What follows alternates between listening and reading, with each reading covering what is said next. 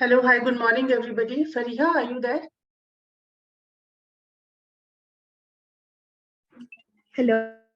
Yeah, hi. Do you want to? I think people are joining in and they'll continue to join for the next 10 minutes or so. I understand, but we may want to start. And since we've switched on the recording, I think whatever people miss, they can watch later.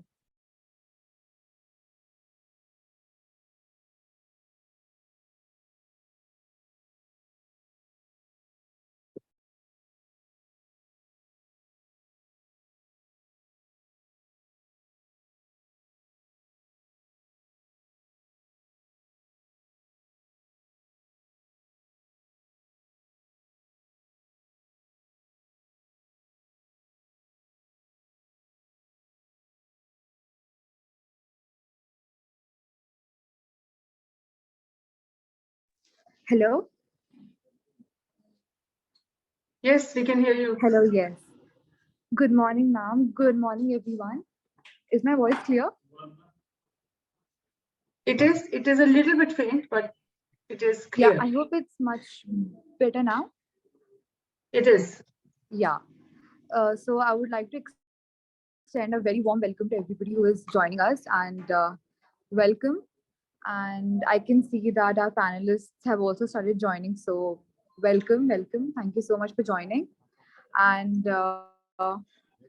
hopefully people will continue joining in within the next few minutes and we can start this event. However, before we get into our panels and our talks, I wanted to share a bit of the context about the idea behind this event. If I'm not clear, like please let me know and I will repeat again. So, the main purpose behind this event was actually inspired by my own struggles as a physics student who is trying to find out what opportunities in quantum exist, because as we all know, quantum itself is a very new and burgeoning technology. It is currently in its the most rapid stage of development, with new changes, new opportunities being created almost every single day. So it is not that there are no opportunities in quantum or there is no information on how to pursue it, but then it is just that we are not able to connect to the right opportunities. We don't have that awareness, be it a student or be it a working professional or be it a high school student or a PG or an undergrad student. All of us are in a position right now to start exploring quantum. It is just that we don't have access or we don't have the awareness, to put it that way, about the opportunities available. And this is why like Reena ma'am and we and I, we had a talk about this. And this is how the idea of this event was born, as to how we can bring in people from key stakeholders in the quantum ecosystem today, that is academia, industry, the startups that we have, and of course the students who are trying to pursue quantum, who have already been on that path. So we wanted to bring in people from these panels and from these areas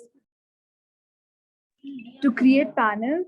And this is the reason why this event is here.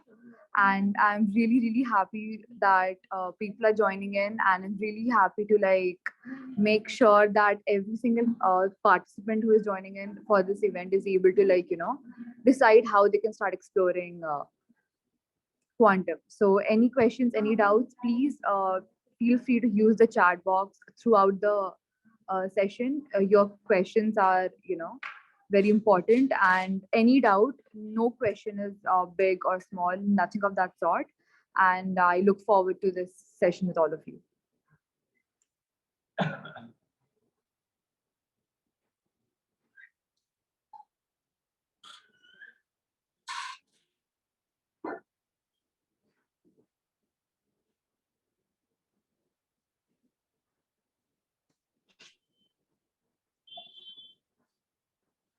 Thank you, Fariha, for setting the context. Hi, everyone.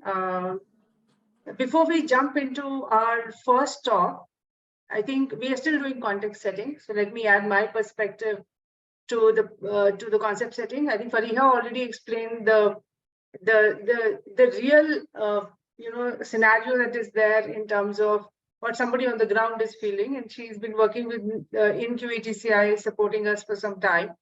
And in fact, she will be doing her master's and leaving us pretty soon. However, as part of her journey, like she explained, she had certain questions or challenges, or she needed to find more information before she could take decision. So that's definitely one angle, and that's the real angle of what people are going through on the ground, and that's very important. And as Fariha pointed out, that is what we want to capture in this event. Having said that, I also want to share the larger picture with you. So when we in Quantum Ecosystems and Technology Council of India, or QETCI, when we talk about enabling and accelerating the ecosystem, there is skill development is one of those areas which is in a catch-22 situation. What do I mean by that? What I mean is that today you will find a lot of people who are enthusiastic about quantum, both students as well as people in the industry.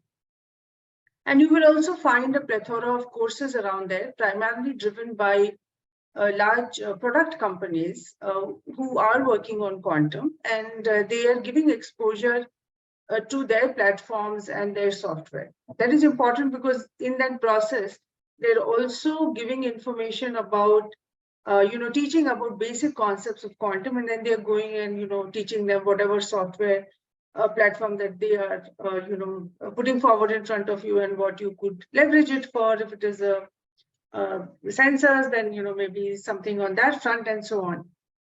So there is a large number of people today in the last 2-3 years who have been looking at different kinds of courses, have been sort of skilling themselves to some extent in this space.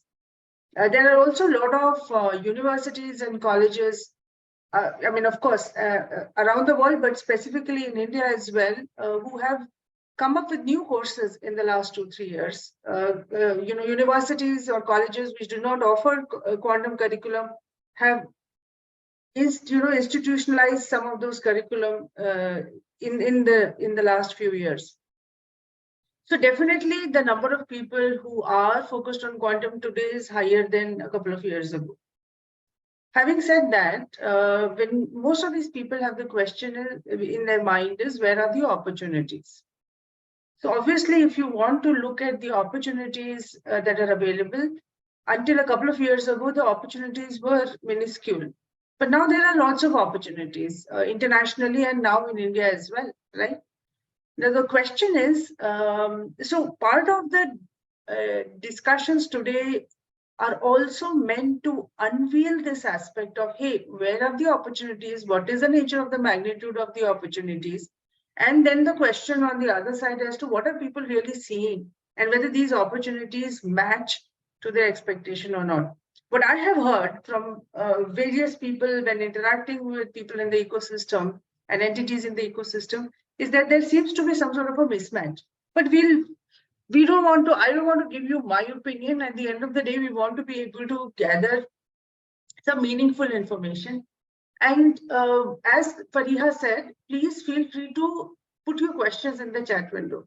Because at the end of this half-day session, we are going to be compiling some information, which will go as an input. Apart from other things, this will also go as an input into a skill development program that we want to start planning. Put in the right elements of what is really required on the ground.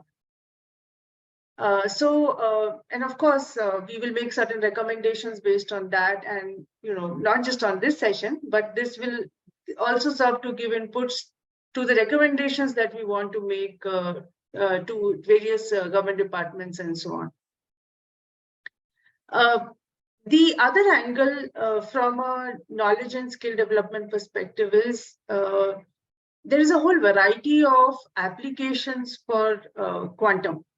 Now, what does quantum mean for different industries, etc., may be clear to some people, but the number of people who are industry domain experts and are getting more involved in leveraging quantum is still a much smaller number And this is an area which is gradually getting built up. In fact, we have Taposh with us today, who comes from the healthcare industry.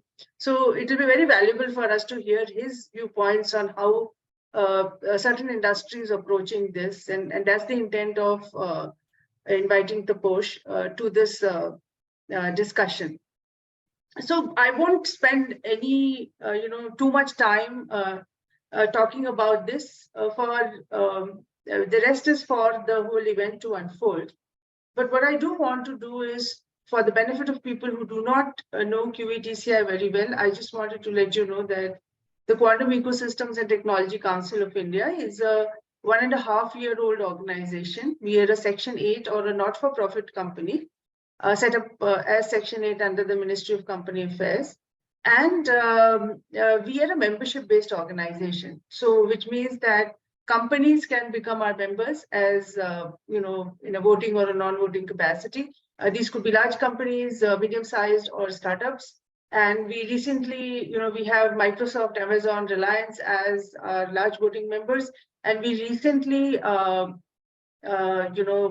inducted Quantfluence, which is one of the startups focusing on a photonics-based, developing a photonics-based quantum computer in India. So they are now our members as well. And we have a large number of individual members. Last month, we opened up membership to international individual members as well as international corporates. So, people from outside India have started joining us as well. Our main purpose and aim is to enable and accelerate the quantum ecosystem in India, which means that we work with multiple stakeholders, whether it is the industry, the academia, the government, various other bodies like industry bodies similar to ours. And we try and identify the areas which are weakness or strength areas within the ecosystem, a large focus on India, and try to create programs. One, create programs that can help address some of these gaps. Second, make recommendations to the appropriate government departments or drive collaborations with some of the other entities in the ecosystem so that some things can move forward wherever, certain gaps are there or acceleration requires some other efforts to be put in and so on. We recently concluded a 3-month-long program, which we called a hackathon, but hackathons don't run for 3 months. So we concluded that, and we had a very good participation. We had 128 submissions, and finally we had, initially, but then finally the number of projects that reached the final stage where proof of concept, etc., was submitted. Something tangible was there was 37, which is a very large number given that we're talking about quantum. And we announced prizes and, of course, a lot more opportunities for people who, who participated are continuing to be there. This we saw as a very successful event. We had opened this up internationally and we got inputs and projects coming in from around 25 different countries, including India. So that's quite amazing, especially because we spent zero marketing money on international publicizing. We just reached out to very specific focused groups which we knew were working on quantum. And it was more like a one-on-one email or connect, through word of mouth, a lot of information got spread. And this is important for us because while we are focused on India, one of the values that we want to work with is international collaboration and technology for the benefit of humanity. So I think given that that is our focus, this was a very, very successful experiment for us. We will continue and then post this event, we were able to drive collaborations, signed an MOU with T-Hub so that the efforts don't stop there. Entities which were involved in or groups that were involved in the hackathon and have created a POC and they want to start a startup, etc., they can all now go to the next phase by leveraging the facilities of the incubator T-Hub and the joint program that we are creating for acceleration of quantum startups. that is the continuation of the whole process. But at the same time, we will reinitiate cyclically. We will continue this hackathon every year because this is something that is churning the ecosystem, getting the right people involved. To some extent, it is also helping people understand quantum a bit better, because I did get feedback from a lot of people that the fact that we had international mentors from all around the globe in quantum helping these projects was viewed very favorably by teams. Many people came back and told me that they learned a lot, because in this time period they had to really create something, and there was mentorship that was accessible to them. They found this extremely valuable. So given all of these aspects, we will continue with the hackathon. Now, the hackathon also gave us some insights into the skill development problem. Of course, one of the challenges which we figured out there was that one of the things that was a challenge which we were addressing there, and that's the feedback we got, was that people may know a lot of theory, but if they want to go ahead and say, I know really how to do program, create something valuable using quantum, then something like a hackathon of this nature gives them an opportunity to do so. So here, companies, when they are looking for people to join them, I actually heard this from a few companies saying that, these people, I have some proof that they have done something. So I think what we take away from that is that if you have any large scale mechanism where people can get experiential, people can show that they have gained experience, create something which is visible for everyone, is something that would be valuable. So these are the kind of nuggets we are picking up from everywhere and putting it as an input to how skill development and the end-to-end cycle of starting right from the K-12 segment to the undergrad, the grad, post-grad, industry professional. And then on the other side, the industry which is trying to hire, the colleges or the research institutes that want to hire, and so on. So what are the opportunity and the skill landscape look like? That is what is the bigger picture that we are working towards. So thank you very much, everyone, for joining. And I want to do a cross check. Fariha, are you back? Yes, I'm here. Okay, so please take over the proceedings and invite the next speaker. Thank you. Thank you so much, ma'am. So let us start this event with, we have a very special expert talk from Dr. Taposh Datta Roy. So Taposh, the floor is yours. Let me set some context to Taposh before you do that. So I think welcome Taposh, and Taposh is also a member of QETCI. He is one of the first few international members who have joined us. And Taposh runs a meetup group on the West Coast of the US in California, which is focused on quantum. And we feel that there's a lot of synergy that we can draw from what he's doing in Silicon Valley, and he can and we can create something which is mutually beneficial from a QETCI perspective in partnering with him. And of course, he's a member as well, so we want to encourage the activities that are happening on that front. Like I said, he's from the healthcare industry, and so a wealth of information is in terms of what's really happening on the ground. So thank you, Taposh, for joining us, and really looking forward to hearing you. Thanks. Yeah, thank you, Reena, and thank you, Faria. What I did was I recorded a video. Given this is kind of late for me, if it's okay for you to share the video, that'll be great, and I'll be here to answer any questions. Or you want me to share the video, I can just run it on my end.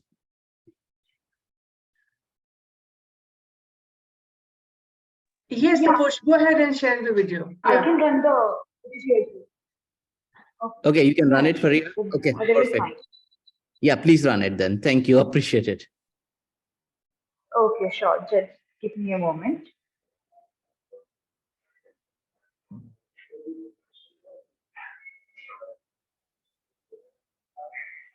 So I hope my screen is visible now. That's I think there's something wrong with the video. Let me share it myself then. It's like a phone screen. That's what I can see. I'll share it. Yeah, I was asking you to share it. I think Fariha is outside somewhere. Yeah. Makes total sense. Okay, I'm gonna share my screen and show the video. Okay. You will have to stop sharing, Fariha.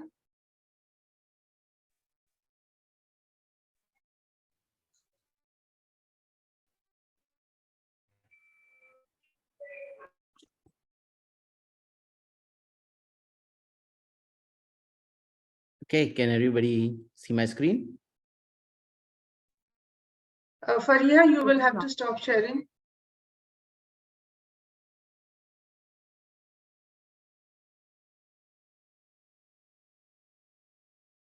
Stop sharing. Okay, can you see my screen? Okay. Yes, we can see your screen now. Yeah. Okay, so I'm gonna play my video. Just let me know if you can hear my voice. It's gonna be a slightly monotonous. I recorded it early in the morning, but let me know if there are any questions. I'll be around. Okay. Good morning, everyone. Well, most of you. So in this video, or short talk, we'll discuss some pathways to eventually pursue a career in quantum computing. In the next few slides, I'm going to take you to some of my thoughts. Well, let's start with who I am. My name is Taposh Roy. I am the Director of Innovation at Kaiser Permanente. You might want to know, what is Kaiser Permanente? Kaiser Permanente is an integrated healthcare organization based out of California. We are a $93 billion company right now. We have a lot of hospitals, as well as insurance, as well as pharmacy. My role there is that of innovation, and what I work on is a variety of things, even in that role.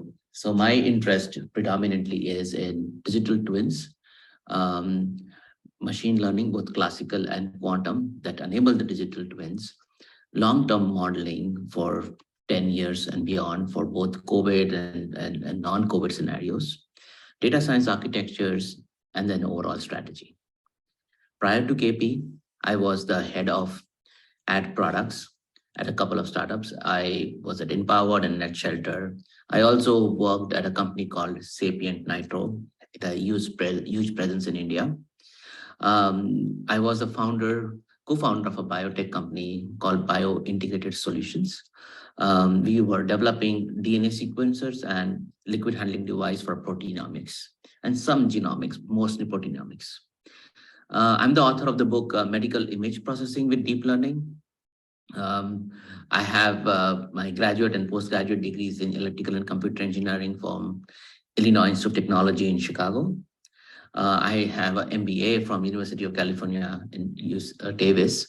In my postgraduate program, my research was focused on simulation and modeling of device physics, and worked on some of the quantum well transistors.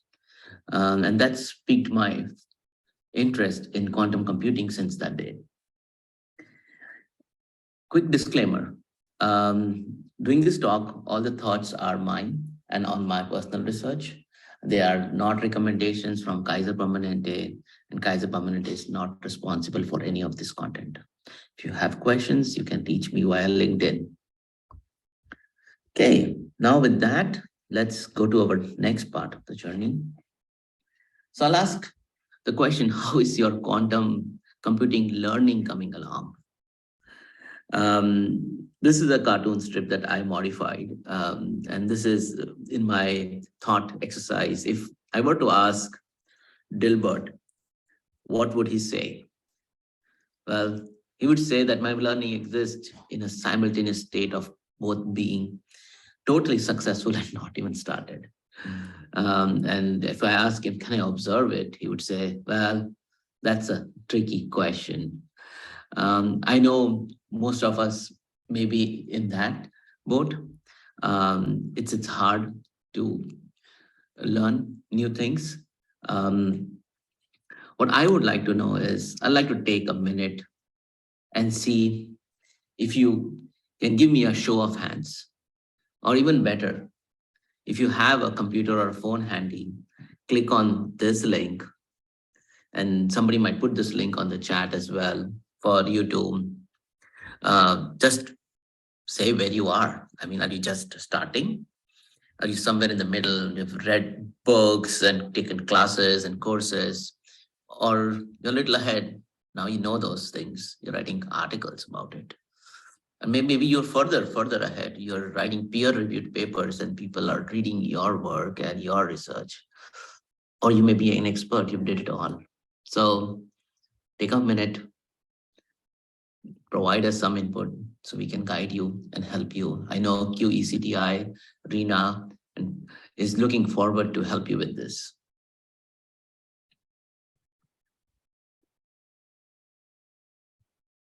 Okay, so what are we going to talk about next? We're going to talk about three things: the learners, the resources, and a guide path. Who are the learners? Everybody is a learner. We are all learners. We are students, we are professionals, we may be enthusiasts, but we all want to learn new things. In fact, learning to learn is also an important thing. We are all in different stages of lives and different parts of the journey. So these are the learners. Resources. I'm going to talk about what are the resources available for someone to start learning. And then a guide path. How do I create a guide path for myself, and how do I measure myself and my progress? And I'm going to provide you some tools for that. So let's talk about learners, right? Who are the learners these days? I mean, there are students as early as middle school, high school, undergraduates and graduates. Yes, middle school. I mean, people are starting to program at an early age, especially in India and in other countries. Professionals who are working in the industry, but may or may not be in quantum, but who want to move into the quantum computing. Might be for a variety of reasons. It might be better pay, it might be more visibility, it might be their passion. And finally, the enthusiast. The enthusiasts are someone who really are interested in learning about things, not for any monetary reasons, but to keep themselves engaged, to keep themselves abreast of the new things that are coming up. These are the people whom I call as learners. So who we are everyone. Let's talk about resources. So in this next few minutes, I'm going to talk about some of the resources here. So let's talk about courses. There are several courses that exist. Coursera, Udemy, those are very well-known free courses. If you're in India, and I've taken this as well, NPTEL is an awesome platform for providing courses. There are companies like IBM, D-Wave, they host their courses. This is an excellent place to start your learning journey. Actually, I would take the IBM Qiskit course. It's pretty impressive. Hackathons. Hackathons are awesome. Hackathons is a practice ground. MIT and Xanadu have launched their hackathons this year. So if you are not aware of it, look for the MIT and hackathons from and Xanadu ones. The learnings from hackathons is unparalleled. I've hosted actually myself a couple of hackathons in the past. I have partnered with IBM to host their reinforcement learning hackathon as part of the ACM KDD conference in 2019. And this is reinforcement learning with IBM Research and Oxford University. I also in 2021, worked with Dr. Keogh from University of California, Riverside to host the multi-dataset time series anomaly detection competition. And now I know time series and anomaly detection are something that are like finding a needle in a haystack, kind of a problem that we would love to solve using a quantum computer. Reinforcement learning is another area. I mean, this we solved it with classical, but this can be solved with quantum as well, because again, you are setting up rewards, you're setting up an environment, and there is a recent paper that came out yesterday about this. So that's an amazing resource for you to participate. I would hands-on to work on the hackathon, form my team, and I would practice there. That's an amazing practice ground. Now let's talk about meetups and conferences, right? Meetups and conferences brings a variety of perspective from different areas of the industry. I know I started a meetup, the Silicon Valley Quantum Computing Group. You are welcome to join. In this meetup, I do invite guests from different parts of the industry. Last time that I had was Nardo from healthcare VC standpoint.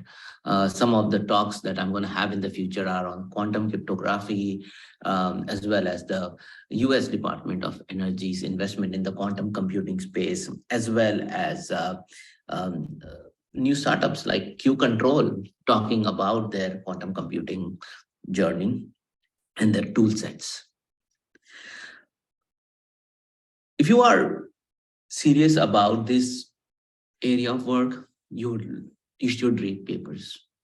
You should write blog articles to start with, understand the papers, collaborate with people on sharing 5-minute paper learnings with each other, and make sure your understanding and your friends' understanding get along.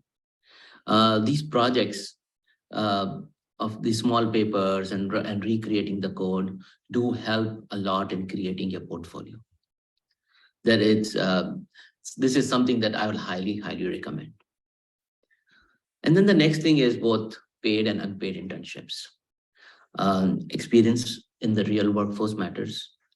Even if you are in high school, you should basically look into internships.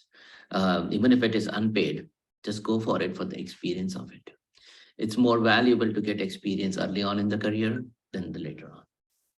And finally, if you can attend conferences, if you can, that will be the biggest impact.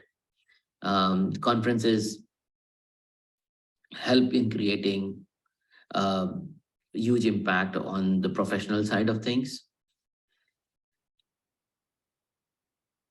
Hi, in this next part, we're going to talk about the guide that I mentioned about Guide to Learning Quantum Computing. This is a framework I put together. It can help anyone in any learning activity, but mainly for quantum computing. I like to note down a diary or a journal of the key activities I've done, the videos or courses I've taken, whether it's Coursera, YouTube, or the lectures attended, conferences or meetups attended, whom I participated, what I learned, book pages I read, and then hackathons if I participated or I wrote code. I like to just note it down on a weekly basis so that I understand whether my progress, and I score myself, whether I've hit my progress goal or not. And you can define your progress goal. I like to work with myself while doing that. And once you work with yourself, you'll get a state of understanding where you are in your journey. I'm going to show you what a small set of printouts that you can take and that I have put together as a quantum computing learning journal. I'll be sending the link. This is free to download. You can download it, print it, and use it. It's a token of thank you for being part of this amazing journey. With that, I'd like to just share some resources and conclude my talk. There are some resources that are valuable, maybe invaluable. I think the blog by Michael Nielsen. Nielsen is the author of Nielsen and Chuang, which is one of the primary books of quantum computing. In addition to that, Nature had a paper on how to get started in quantum computing. So that's another resource for you that to look at. And finally, how do you compare classical and quantum computation? So this is a book in the Grad Studies in Mathematics, American Mathematical Societies publication. And finally, I put together my journal as well for you to write down and note yourself. So with that, I'd like to say, go, let's do the quantum journey. Yes, and yes, I'm hiring interns. So if you are interns with quantum computing experience, machine learning experience, reach out to me and we'll talk more. Thank you. Thank you.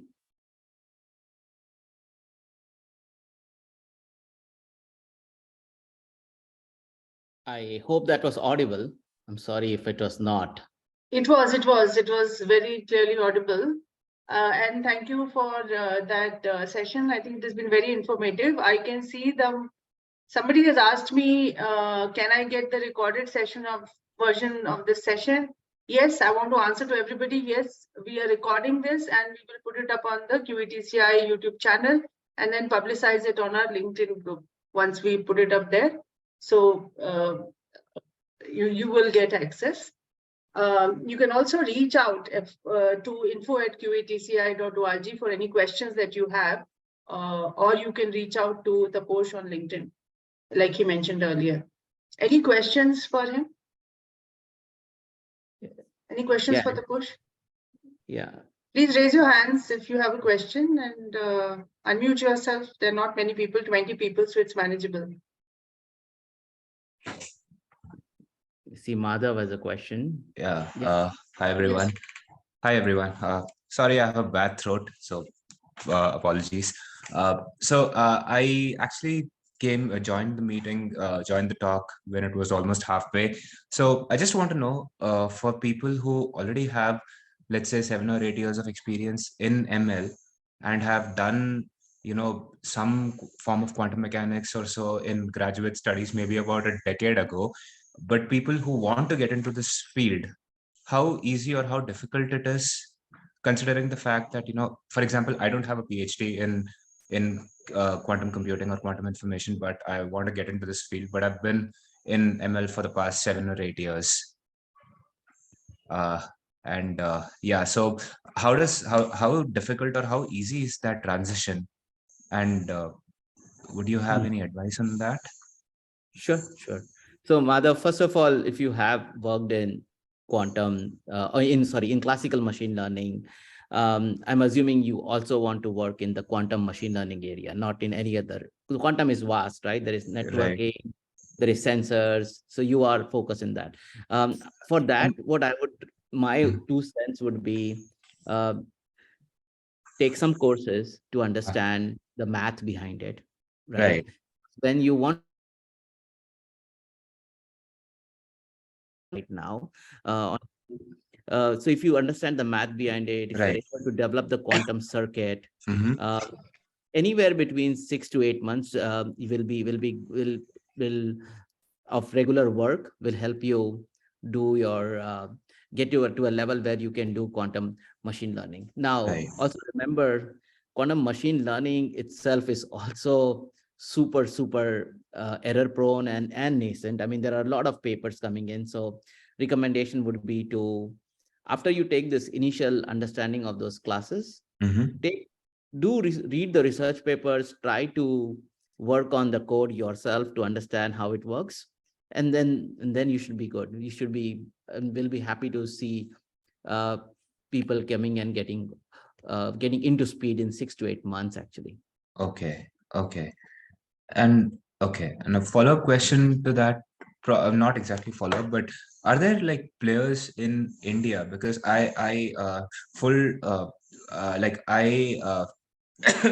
sorry. So full disclosure, I'm at Walmart. I'm a data scientist there. So like any players in India who are actually doing quantum computing? So maybe I can answer that question, Taposh, if you want me to. Please go ahead, Reena. Yeah. You know more than I know on India. So what is happening is that's exactly why we have a panel with the industry. A little Okay. later on, you should hold on Yeah. and listen to that panel, and that will provide you a good understanding of what's happening. Yes, there are people who are focusing on quantum from an industry perspective. They are hiring as well. Right. Okay. Yeah, I will stick to the end of this. Go to the talk. Thanks. Any other questions?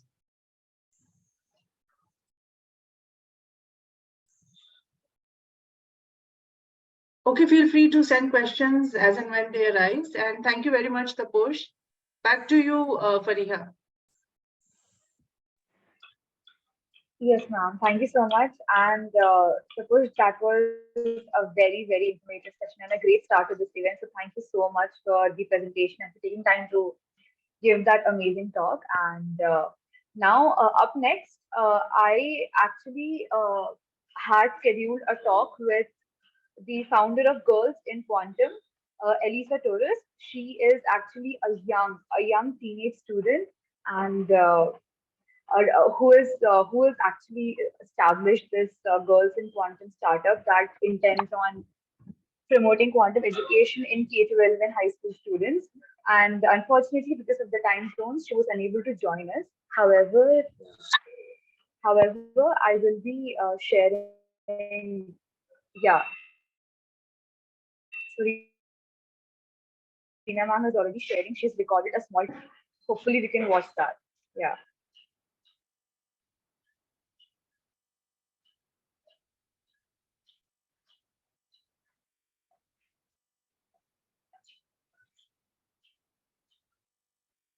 Ma'am, shall I share it?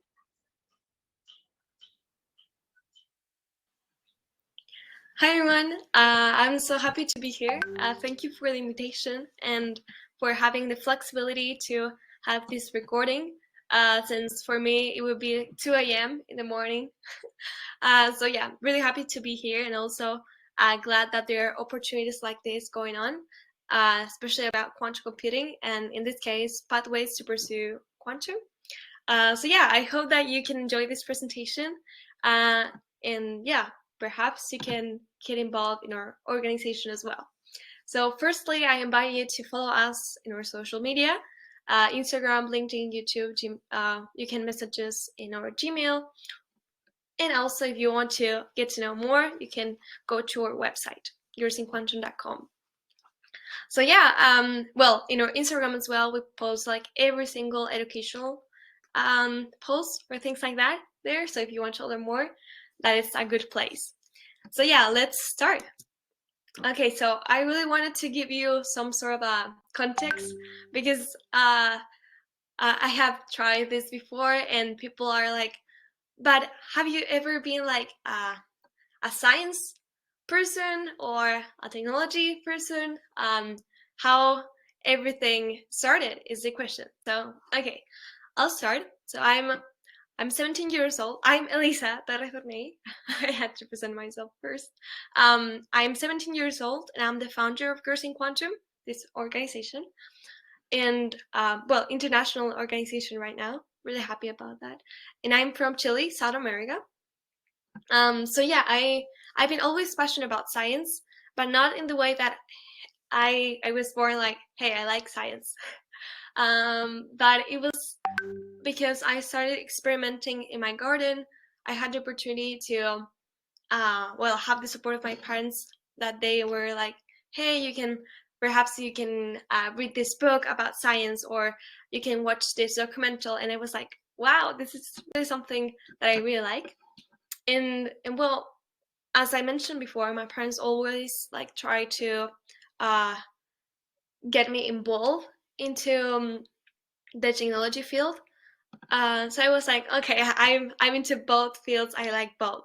So in high school, I started getting involved in other extracurriculars that were related with this both areas. And yeah, it was like in 2020, to be precise, that I was like, okay, now I want to take like some courses. I want to be involved like in this program that it's organized, I don't know by which country was it, but I want to take this program, things like that. When the pandemic hit, so like everything that I had planned changed. I imagine that your plans as well may have changed, but well, I tried to take advantage of that by taking some online courses. I remember learning about artificial intelligence, Python, also like soft skills, things that are important for me, and leadership as well. It's really important to me. But I was looking at some programs after finishing that because I had like free time. So I look at one program that caught my attention. Like it was Introduction to Quantum Computing, and I was like, okay, Introduction to Quantum Computing. The only word that I knew there was computing, and introduction. So I was like, okay, what is quantum computing? So I started looking at that on internet. On internet, I searched like, what is quantum computing, right? And I look at it, and it was like emerging technology. I was like, wow, I like this. I really like this, and mainly because it was something new to me, and well, I late discovered that it's like a niche field, right? So I applied to the program. It was organized by IBM. Perhaps you already know it, but it's the IBM and Qubit by Qubit program. So it was like 8 months, 8-month program.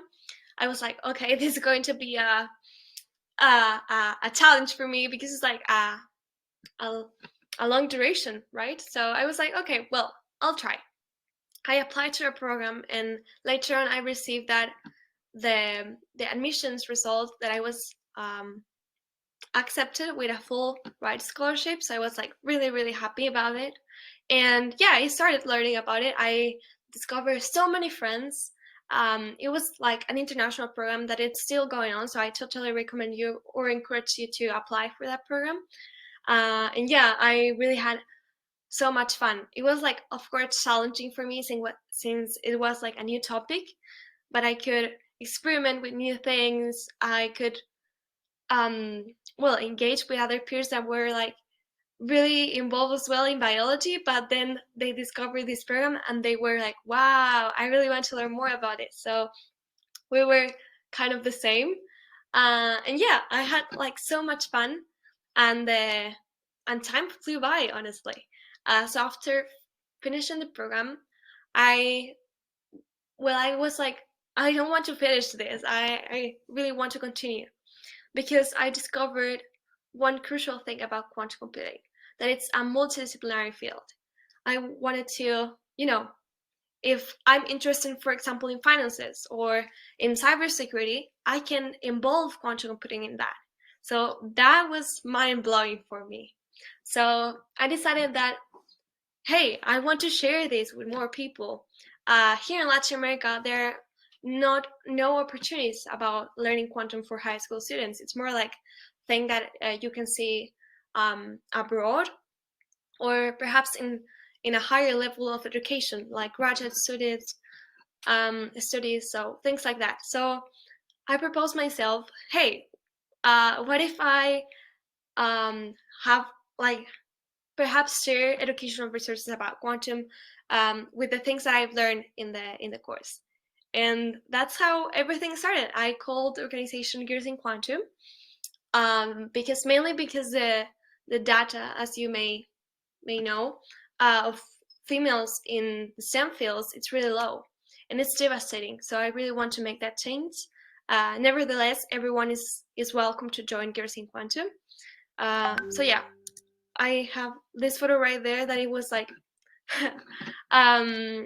me being curious when I was a child, and then now having the sort of opportunities going on where I can talk about my organization, and I'm really thankful for all the opportunities that I have.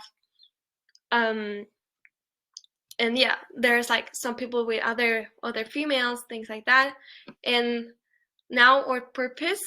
So Girls in Quantum, the main purpose of it is to democratize education, the access to quantum computing education. And yeah, we started with some content about, hey, what is a quantum computer?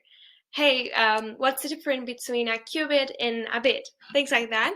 And all of these have been, like, I started this in April of 2022. And later on, many people were like, hey, Lisa, I want to get involved. I want to get involved. So I was like, okay, like, join me, because I'll, at the end of everything, it was like everything is based on collaboration and teamwork.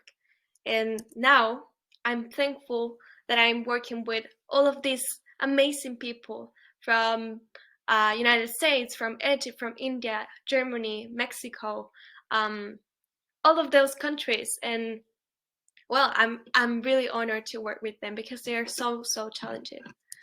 And yeah, well, I'm not going to explain quantum computing because perhaps you will learn that later on in the panel. But well, this is one slide that I wanted to share with you because, as you may see, finances, cybersecurity, marketing, all of them are involved in quantum. So can be involved in quantum. So that's a really good thing. And finally, I wanted to tell you about all the things that we have accomplished. As a team, as you may see before, we have impacted around more than 1,000 students globally with our educational resources. We try to also do, like, not just resources in Spanish, but also in English, and also in Tamil. Those are really good tools where I can share with more people. And we have also hosted some seminars in October with more than 200 attendees and 9 international speakers. We have appeared in national and international media. So we're really happy about that. And so far we are collaborating with these companies. So we are really happy to have all of their support. And yeah, we continue to grow. And I totally encourage you that if you're interested, if you want to learn more, I had 10 minutes to present everything.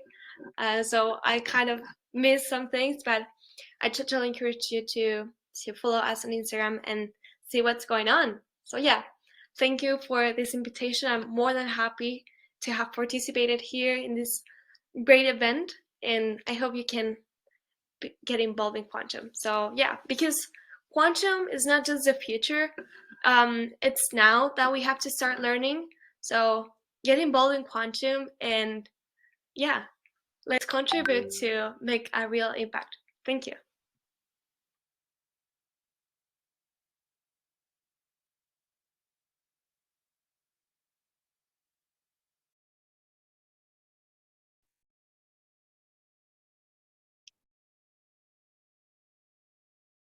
So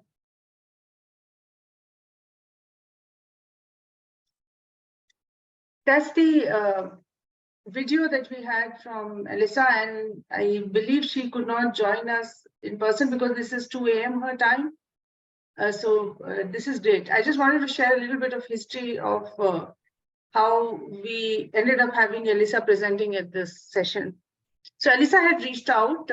I think she was connecting to people in quantum who were doing things in the ecosystem across the world. She reached out. When I spoke to her and I understood her story, first of all, it is very inspiring that a 17-year-old high school student decides that, there isn't enough being taught in high school about these subjects, and she decided to start this Girls in Quantum initiative. So definitely we wanted to support her efforts. And the second is India also needs something like this. So while initially as QETCI, we had not really intended to start focusing initially on the K-12 segment. But as we look at the whole ecosystem context, we cannot ignore K-12, and definitely we will be partnering with Alyssa's organization, as well as doing other things to see what impact can be created in the K-12 segment. Once again, if you have questions for Alyssa, or if you want to reach out to her, you could write to us. or you could also connect with her on LinkedIn. And the various links that she shared for her organization on Instagram and so on. With that, I'll hand it over back to you, Fariha.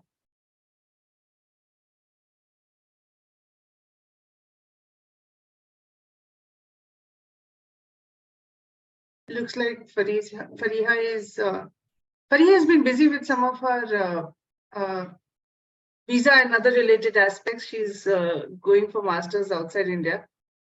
Fariha, are you there? Yes, yes, ma'am. I'm here. I'm here. Oh, all right. Okay. I was looking at a message. Can you please proceed? Yes, ma'am. So, thank you so much for watching the talk by Elisa. I really hope, watching such a young girl can take up, at least start something in quantum can show us that actually there is no age limit to pursuing quantum, and that was one of the, basic principles behind even the event today. And next up, I think we can formally enter our panels. The much awaited panel discussions can now start. And the first panel that we have scheduled for today is the panel of all the academicians, scientists, and professors from across the world are now joining us. And I can see that Professor Enrique Solano has joined. Thank you so much, sir, for joining. I can see Dr. Jayashree D has joined, and Professor Solano is now pursuing entrepreneurial opportunities in quantum alongside, being a research scientist. And Dr. Jayashree D is the associate professor in the Department of Physics at Mahindra University. I am really, really glad to see that you have joined the session. And Professor Urvashi Sinha is also here, who is heading the Quantum Research Center at Raman Research Institute, LAMP, I believe, Light and Atomic. So thank you so much, Professor Urvashi Sinha, for joining, Dr. Urvashi Sinha. And with this, I think we can start the panel discussion. Over to the esteemed panelists, Dr. Jayashree, Professor Solano, and Dr. Urvashi Sinha. Over to you. Yeah, thank you, Fariha, and thank you, Reena, for having us here. And it's been a interesting talk earlier. So yeah, what probably we will do is I will just introduce myself, and then I will just allow the other esteemed panelists here. So I'm Jayashree. I'm working as an associate professor in Mahindra University. This is a private university which started along with one of the major software companies in India, which is Tech Mahindra. So the introduction to quantum, rather, for me is basically when I was doing my graduation. So this is probably in 2001 or 2002 that we had a course in quantum computing in our MTech, which is probably one of the first few courses that ran, in India. So, well, it was a very interesting topic, and it was very interesting to learn all that, but then it is mostly theoretical. And, there was not much of an advancement in terms of experiments that time. So yeah, we couldn't pursue it rather because there were not many opportunities also during that time. And yes, so my latest stint is basically from 2019 when we started offering this course to the undergraduate students here. And then, of course, a lot of development has happened in this field, and a lot of experimental results have come in. A lot of interest has developed from the industry perspective as well. And yeah, so this now we know the story. So we are right now in a stage where we can now think of it very seriously in terms of how do we incorporate that into academia, as well as how we can help in terms of workforce to the industry as well. So with this, I would like to give this to our esteemed panelists here, Professor Urvashi Sinha and Professor Solano. So can you please introduce yourself, and then we can start discussing about how to incorporate this in academia, and then what are the different pathways to pursue this quantum now. Yes, so thanks a lot for the invitation. Now I am in Italy, in the north of Italy, in Trento, in a quantum photonics school for younger researchers. And yesterday evening, I gave a talk to motivate the younger generations. So here it's still 6:30 in the morning. And I would like to thank you all for this interesting panel, also for the younger students, because as was said before, it is crucial for the younger generations to know the experts or older ones, and to hear from them more or less what were their thoughts, their doubts, their ideas. And in my case, I started first by family pressure to study engineering. It's a career that I struggled to develop and to finish. And then when I could, I moved to physics, and I found my way in quantum. At the beginning, I was interested in particle physics, but when I was in Brazil, in Rio de Janeiro, in front of a Brazilian French event about quantum, in the times where quantum teleportation was developed and a lot of quantum information. And I realized immediately that was attractive. And I think nowadays this can be replaced by the importance of quantum computing, quantum communication, and quantum sensing as quantum technologies. And of course, the younger people should look for their own interest and passion to be more creative and more dedicated.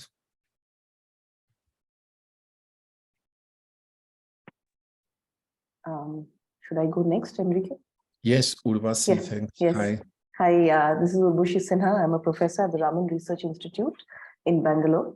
And I head what is called the Quantum Information and Computing Lab here at RRI.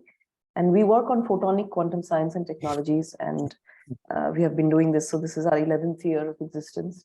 And so we are the first lab in India to work on single and entangled photons and their applications in quantum information, quantum communications, and quantum computing.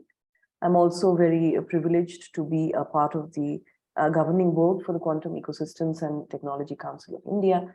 And I think, together with academia, industry, and other allied partners, I'm sure QTCI will play an important role in developing the quantum ecosystem in our country. Regarding the pathway towards quantum, well, mine is not as exciting as Enrique's, and so I started working on quantum experiments, I would say more than 20 years ago, and I have been fascinated by them since then. So different opportunities, master's, PhD, postdoc, and then finally with my faculty position here, I have been exploring different aspects of quantum technologies, both hardware as well as some software aspects as well over the last few years. And so I'm happy to discuss more as we go along. Thank you. So with this, let us also look at, now we are at a stage where we have a lot of interest from the industries, where they need a lot of workforce to basically work on the quantum, as well as we need a lot of inputs from the quantum hardware side. So as Professor Sinha is one of the major, researcher in this area from India. So we would also need a lot of people to work both from the research point of view, from the innovation point of view, as well as to take it further in terms of applications, in terms of industrial use cases. So this is what we will discuss today. And the first thing is, how do the younger researchers come into this quantum ecosystem? So how do they actually apply, when they can apply, and at what, what are the kind of backgrounds that we are looking at when it comes to the innovation and research part of it in academia itself. So this I would like to take it forward with both Professor Urvashi and Professor Enrique. So can you please give your input so that at what juncture we will be taking the students, and do we have any courses and so on? So that's what we would be looking at. Okay, so I start then. Thanks. You mentioned something very important, the strategy, and that's something that I have discussed frequently with Rina, Professor Dayal, and also Professor Sinha and many people in India in this effort for building this quantum ecosystem, is that there has to be a strategy so that India doesn't get dispersed, and for the students, it is crucial that they understand that we are living times in quantum technologies where hardware and understanding of hardware is crucial for the advancement. It is well known, for example, in India, the worldwide expertise in and influence in software. And it's not only in India, but in the whole planet, there is still a belief that in quantum computing, for example, one can exist only doing algorithms like coding, right? And I disagree strongly on that. I think that we are living decades still where it is crucial to develop what I call co-designed quantum technologies, where there is the development of software is done understanding the hardware, and the development in hardware understanding the software. Of course, one can be more on one side or on the other, but there has to be this co-design spirit to move ahead. And in this case, in India, there has to be a bet also for hardware, and not hardware that arrives like a black box, but hardware that is accessible, controllable. So like Professor Sinha's experiments, there has to be a propagation of different technologies. Of course, if you ask me which, then the younger students have to understand also that the investments can be cheaper, moderate, or very expensive, and there has to be a strategy to boost certain directions, even though India is large, so that the investments and the efforts and the students can choose something that allows them to grow. In many areas, like in quantum computing, there is a huge effort between Europe, US, China to develop that. And I would strongly suggest that the younger students have also possibilities to understand and to see the hardware happening inside. Another thing, of course, is the race of experts that can motivate the students. That it's nice that most of them want to go to have an international experience, but there has to be also a local network and an ecosystem thriving. And then the connection to the industry, that is crucial. Otherwise, we spend and spend, and the return of the investment comes typically through intellectual property, technologies, and business. And in quantum technologies, it is pretty clear the relations between the academia and the entrepreneurial activities. And I'm speaking here about startups, but of course also corporates like in India has huge companies also, like Tata, for example, that I think can make a step further and communicate to the society and to the younger generations that there is an important bet for that, and that they trust in the talent of the younger generations. So, Urvashi, perhaps you can go ahead. Yeah, sure. Thanks.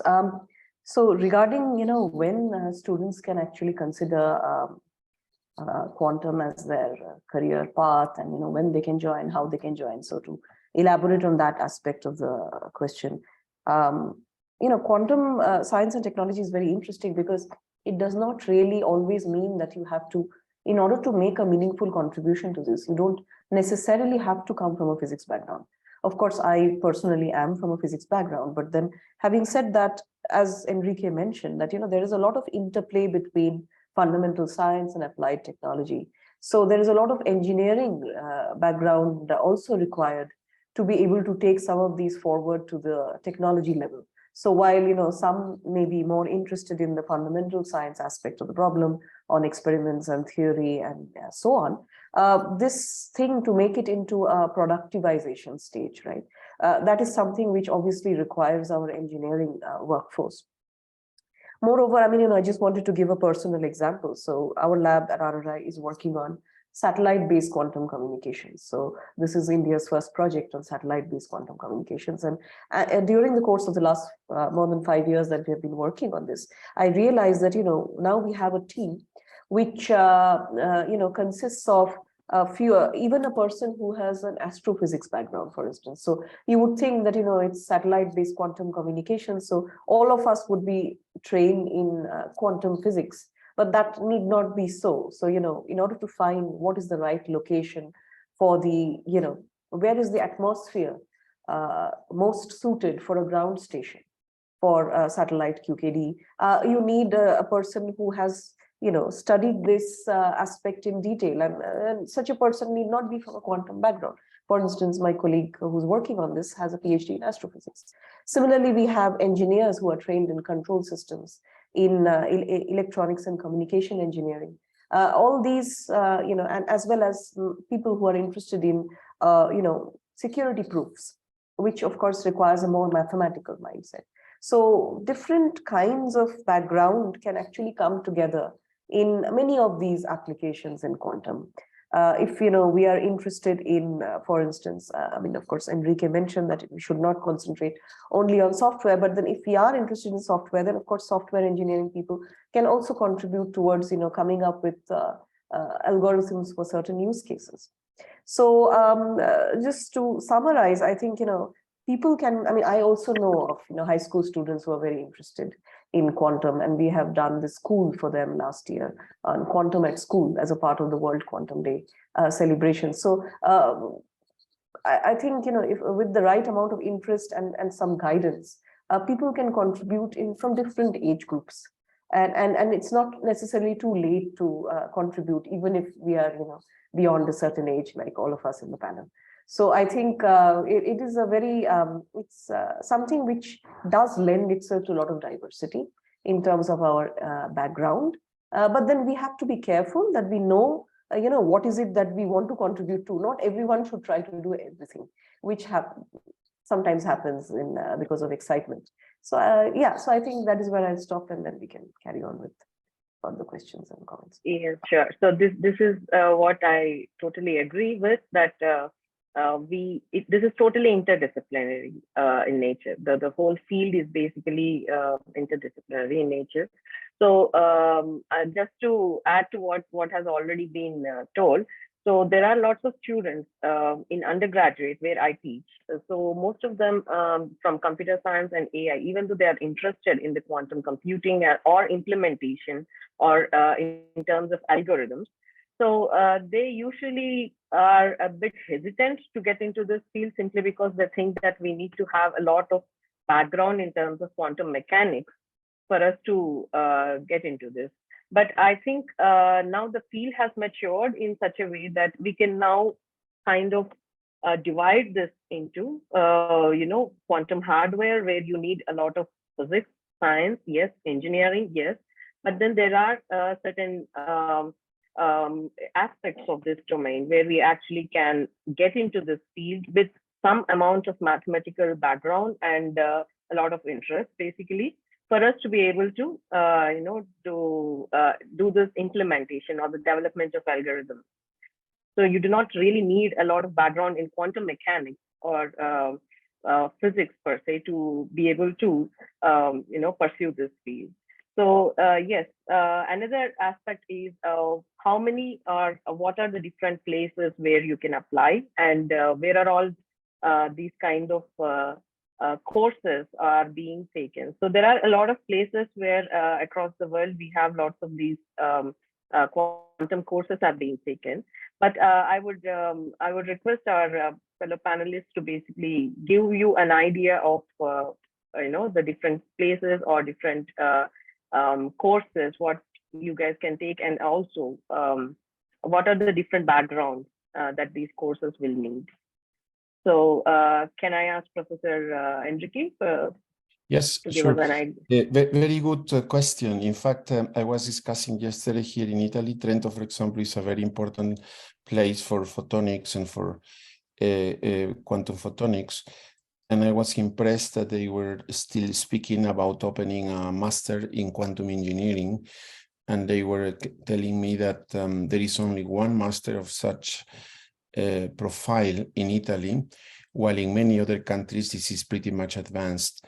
And that's the way to collect the different careers. No, as was said before, it is essentially an interdisciplinary activity, quantum technologies. And for example, in my company in Berlin, we have chemists, mathematicians, developers, physicists, people, experts that study economy or finance. And it is important to understand, and also engineers, of course, to understand that everybody is welcome. And it is crucial to have to develop master programs like quantum engineering that allows students even from biology, from finance, from different backgrounds to enter there and to be guided through the beauties of quantum physics and quantum information and quantum technologies. And that's something pretty much needed.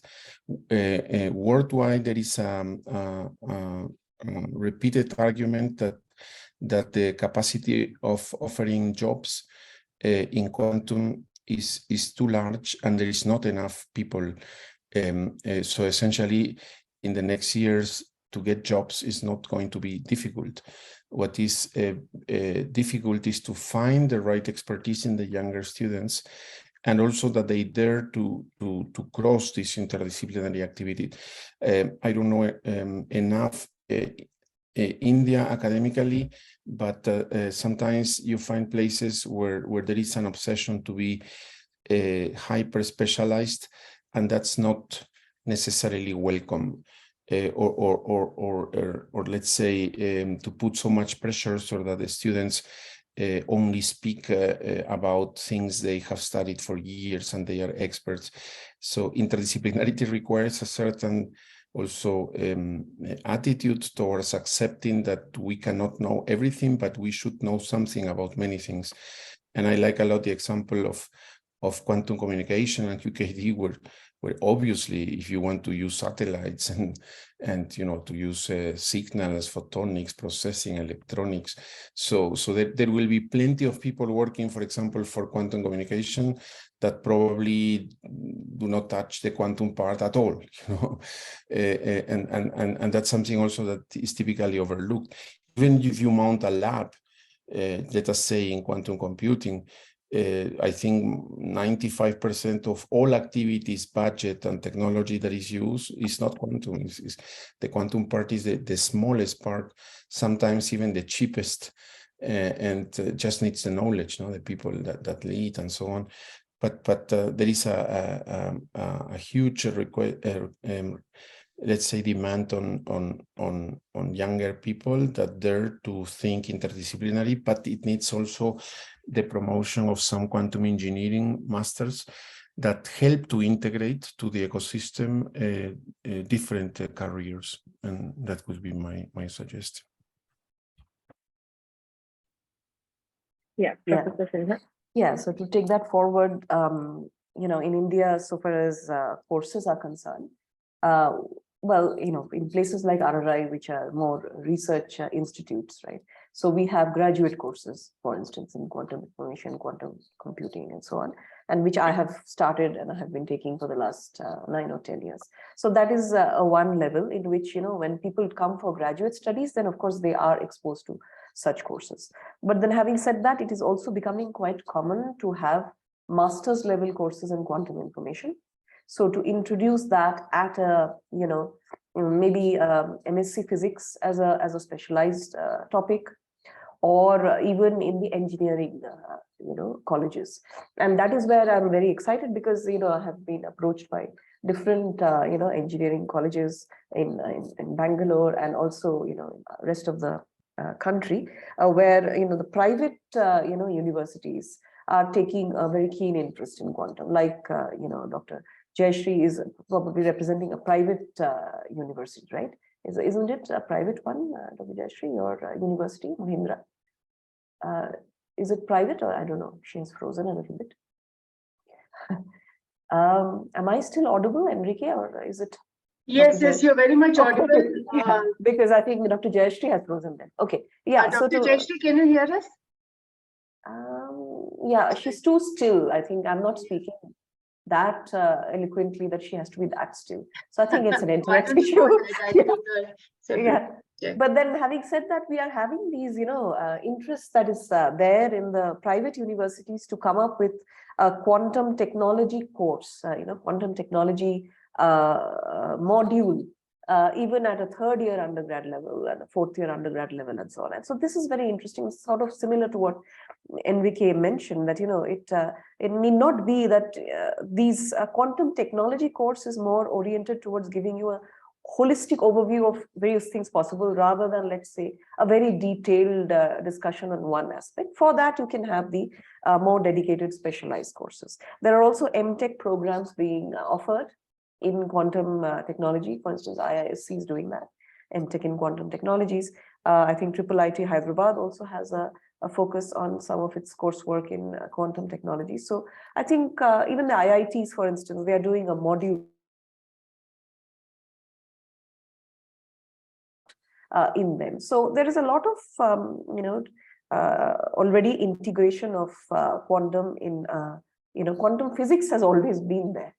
So that is not, new, but it's more about bringing forth the technological aspects, which is now happening at undergrad and grad level in different parts. And with this upcoming national mission on quantum technology and applications, at least the way the draft has been written, there is a lot of emphasis on human resource development and, dedicated, coursework for quantum, which will be, schools, for instance, every year, maybe a 1-month school where people from different parts can come and attend. So a lot of that has been put into in that draft as well. And so hopefully a lot of it will see fruition over the next few years when the mission finally starts. Yeah. Dr. Jayashree, we lost you for a few minutes. Are you back? Yes, Yeah, sorry. okay. Yeah, I'm back. Okay, Yeah. I just finished. Okay. Thanks for the inputs. And just in case if anyone is interested from Indian perspective, there is an MTech in quantum technologies from IISc Bangalore, and there are some courses. In fact, elective courses are being taken across a lot of universities, private universities, as well as IIT. IIT Madras is having one. IIT Delhi, and also IIT Ropar and IISER also are offering a lot of courses these days. So you can actually go through them, you can Google them, and then whatever suits you, probably that is, depending on your interest. So that is one way of looking at it as well. Okay. Yes. So now coming to the industry input. So there is a lot of interest in the industry these days, and there are a lot of industries are actually having a tie-up with the academia these days, and they are also interested to give the inputs, as well as a lot of workforce are being trained together. For example, recently we have a tie-up with the Tech Mahindra, where we are actually offering a course together, in which both the employees of the Tech Mahindra as well as the students of Mahindra University will take this course. And and then there will be lots of projects which are industry relevant, so that they can actually get trained directly during this course. So some such things, some efforts in that direction are also being taken probably across. And I would like the inputs of our experts here. What do they think about this kind of a courses where you have both industry and academia come together as well? So Professor Enrique, Yep. So essentially, that's even wider than I mentioned, because I was speaking about interdisciplinary know-how in the technologies and let's say physics, chemistry, quantum, material science.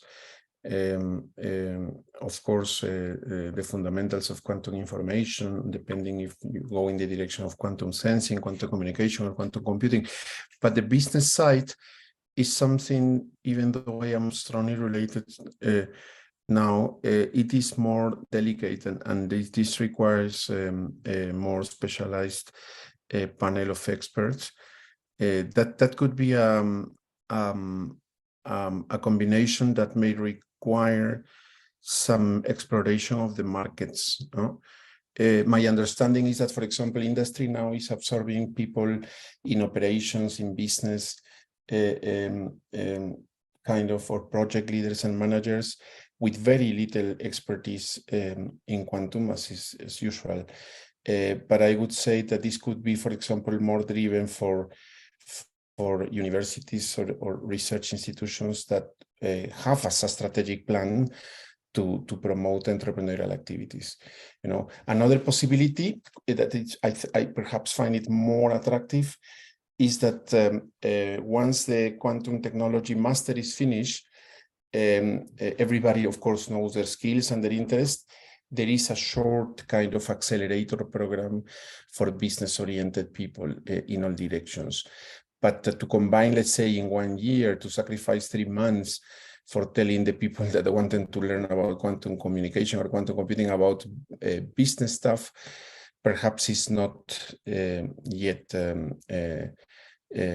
so relevant. I'm not saying that it should not happen. Perhaps it should happen, but in lower, let's say, with lower effort. And this I have not seen much around in the world. No, in this moment, where most companies, not only companies, by the way, this is important to mention.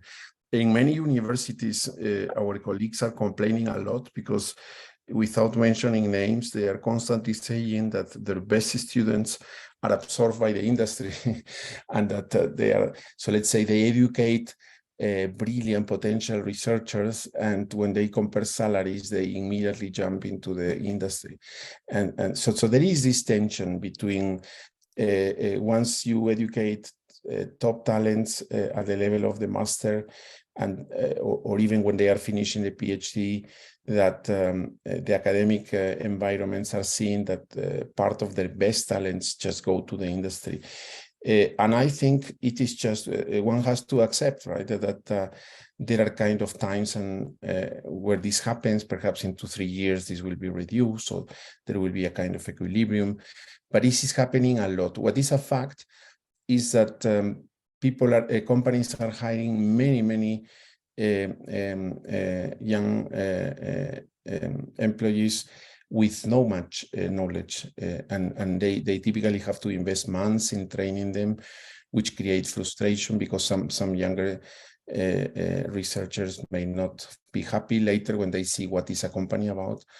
It's not as beautiful as in the academia, where we can be thinking and so on. It's more dynamic, the time is more controlled, and of course the salaries are higher.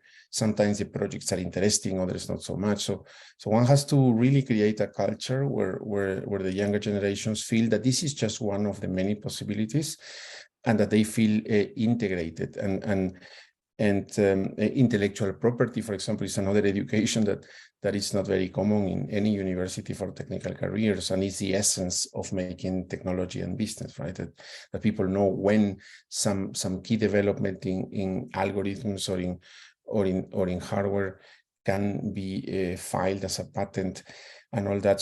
So I think the work that is needed is huge. There is room for everyone.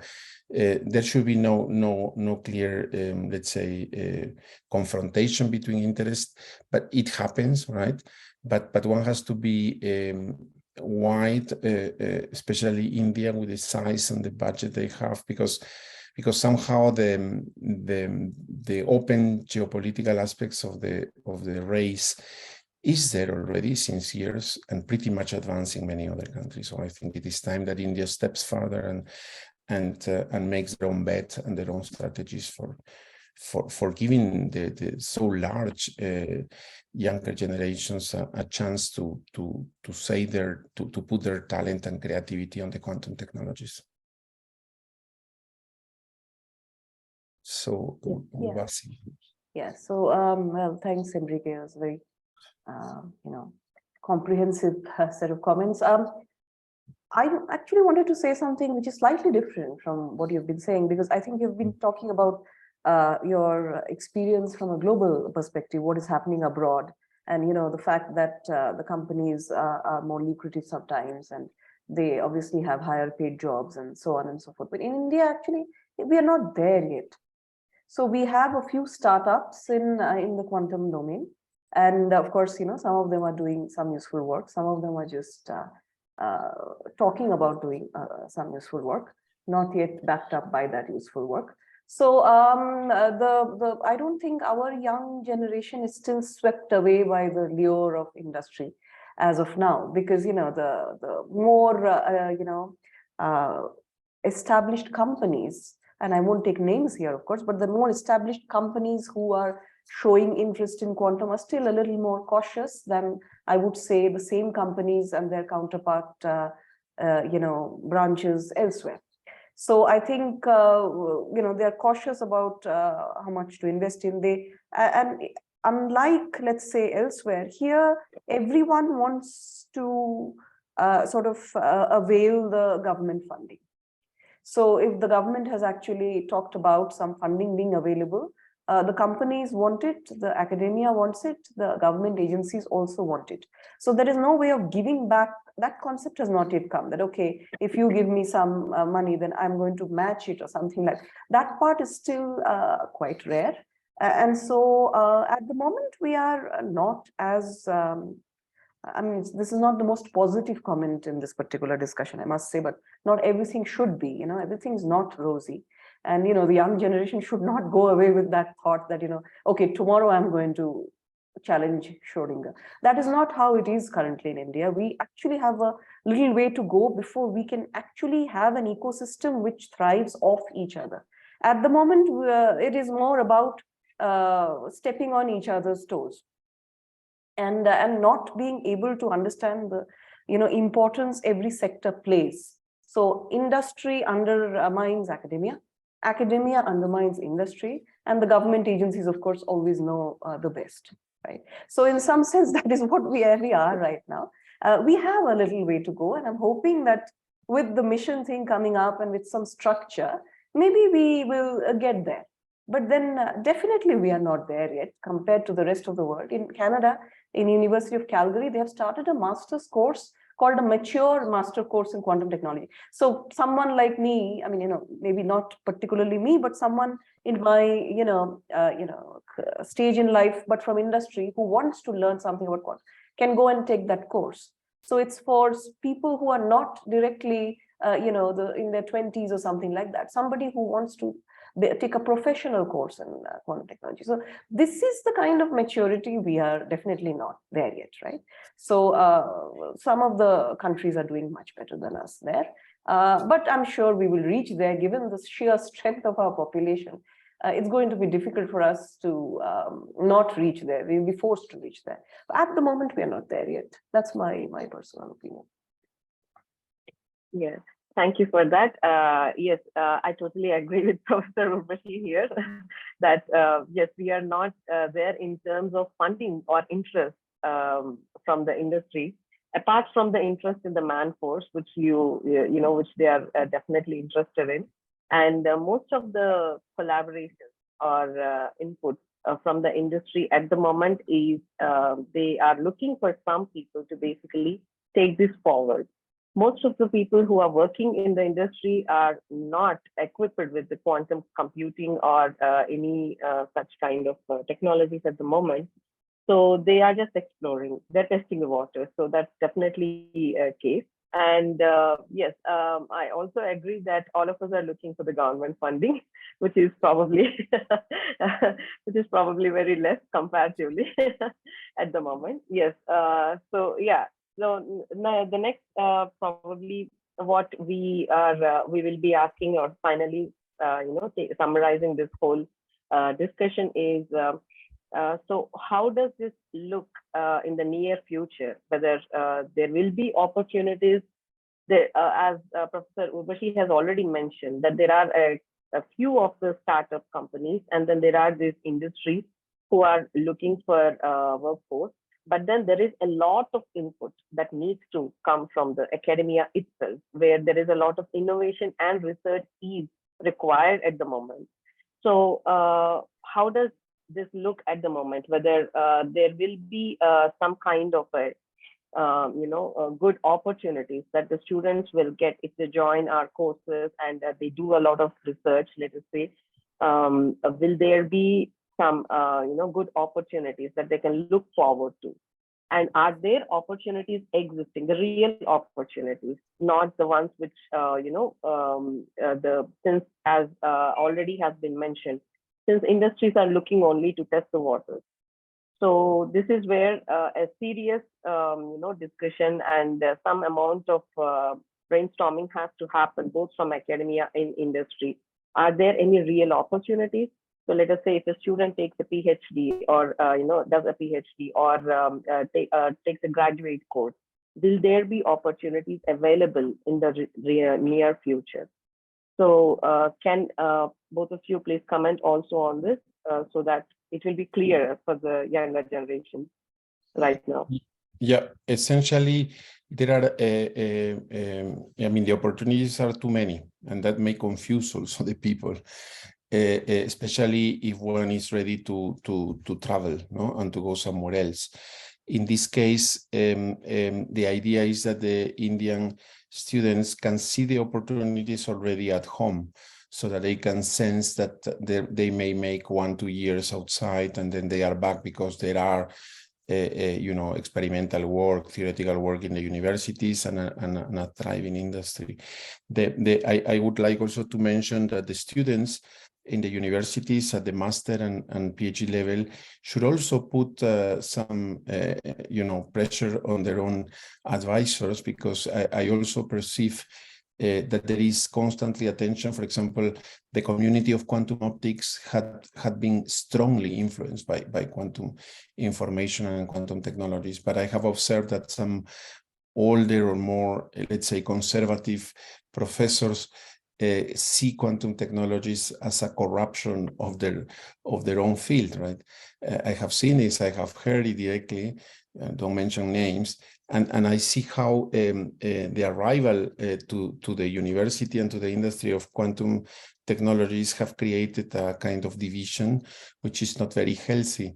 Like people saying, oh, I am the true researcher because I do fundamental stuff and I don't make applications. And on the industry side, it's only applications that matter, and so on. This has to be broken, and the students can play a role. The students can go to their professors and explain also that the research plans can be adapted to the modern times.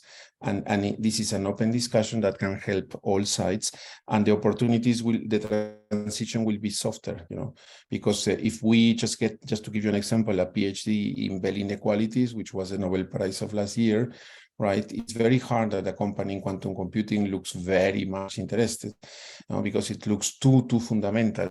At the same time, this is a know-how that is needed. So there has to be a transition, and this can be promoted from both sides, from the universities and the professors, but also from the younger students going in and said, please, I would like to work in this, in that, and we can make a softer transition. But opportunities, as you said, there are many.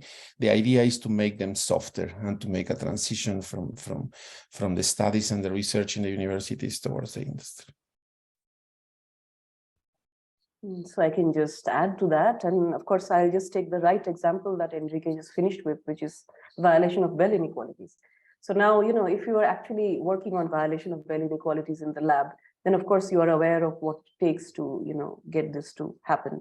But then having said that, a quantum communications company will be very interested in this technology, in this, the development that you have participated in, because violation of Bell inequality leads to the ECAT 91 protocol, as well as device independent random number generation. So this is a perfect example of something where, if you don't see it carefully, it might seem like something in the foundations of quantum mechanics or just fundamental science. But then the Nobel Prize, as was pointed out, was not given just for the violation, but also for the quantum information science that it has led to. And so, in fact, the third Nobel laureate has contributed immensely towards the technology aspects of the problem as well. So this is a perfect example of what quantum can do for us, so long as, but then I must say that, the students should decide for themselves what it is that appeals to them, because if they don't put in their thought, then they will be disappointed going forward with a PhD or whatever it is that they're doing. So if they are actually interested in the fundamental aspects, the foundational aspects, that is something they should then become masters in. If they're interested in the applied technology, then they should choose a topic where that part is more obvious than, let's say, some other topic. So I mean, the students also need to know at this point what it is that they are interested in. So somebody who really has his or her head in a fundamental topic cannot suddenly become the big manufacturer of products. So but then people who are interested in making the products, they also need to ensure that their fundamentals are sorted. So I mean, so it is actually a bit of this and a bit of that. And so depending on what it is that one is interested in, there are lots of opportunities, as Enrique said. But then the idea is, as he says, not to be confused, because what it is that is meant for you. If you are somebody who is interested in having high profile journal publications or something, then you want to concentrate on that, then collaborate with someone who can take that and make it into a product, which can then lead to the next revolution in technology. So we should definitely have some understanding, I believe, even us, even if we are not students, of course we're learning every day, but then if you're not students in the conventional sense, to know what it is that interests us and excites us. And then there is something that one can do in quantum. Because if it's software, there's tons of things to do. If it's building things, there's tons of things to do. If you like the bracket algebra, there is again tons of things to do. So it is really a field where you just have to choose, so long as you don't want to choose something because of peer pressure. Otherwise, you end up not being a very happy person a few years down the line. So yeah, opportunities are there, but one has to make a wise choice as to what interests one, right? That is what I would always say. Yeah. Yeah, thank you for both for such great input. So are we taking any questions, or otherwise? We should take questions. We should take quick questions. Yeah.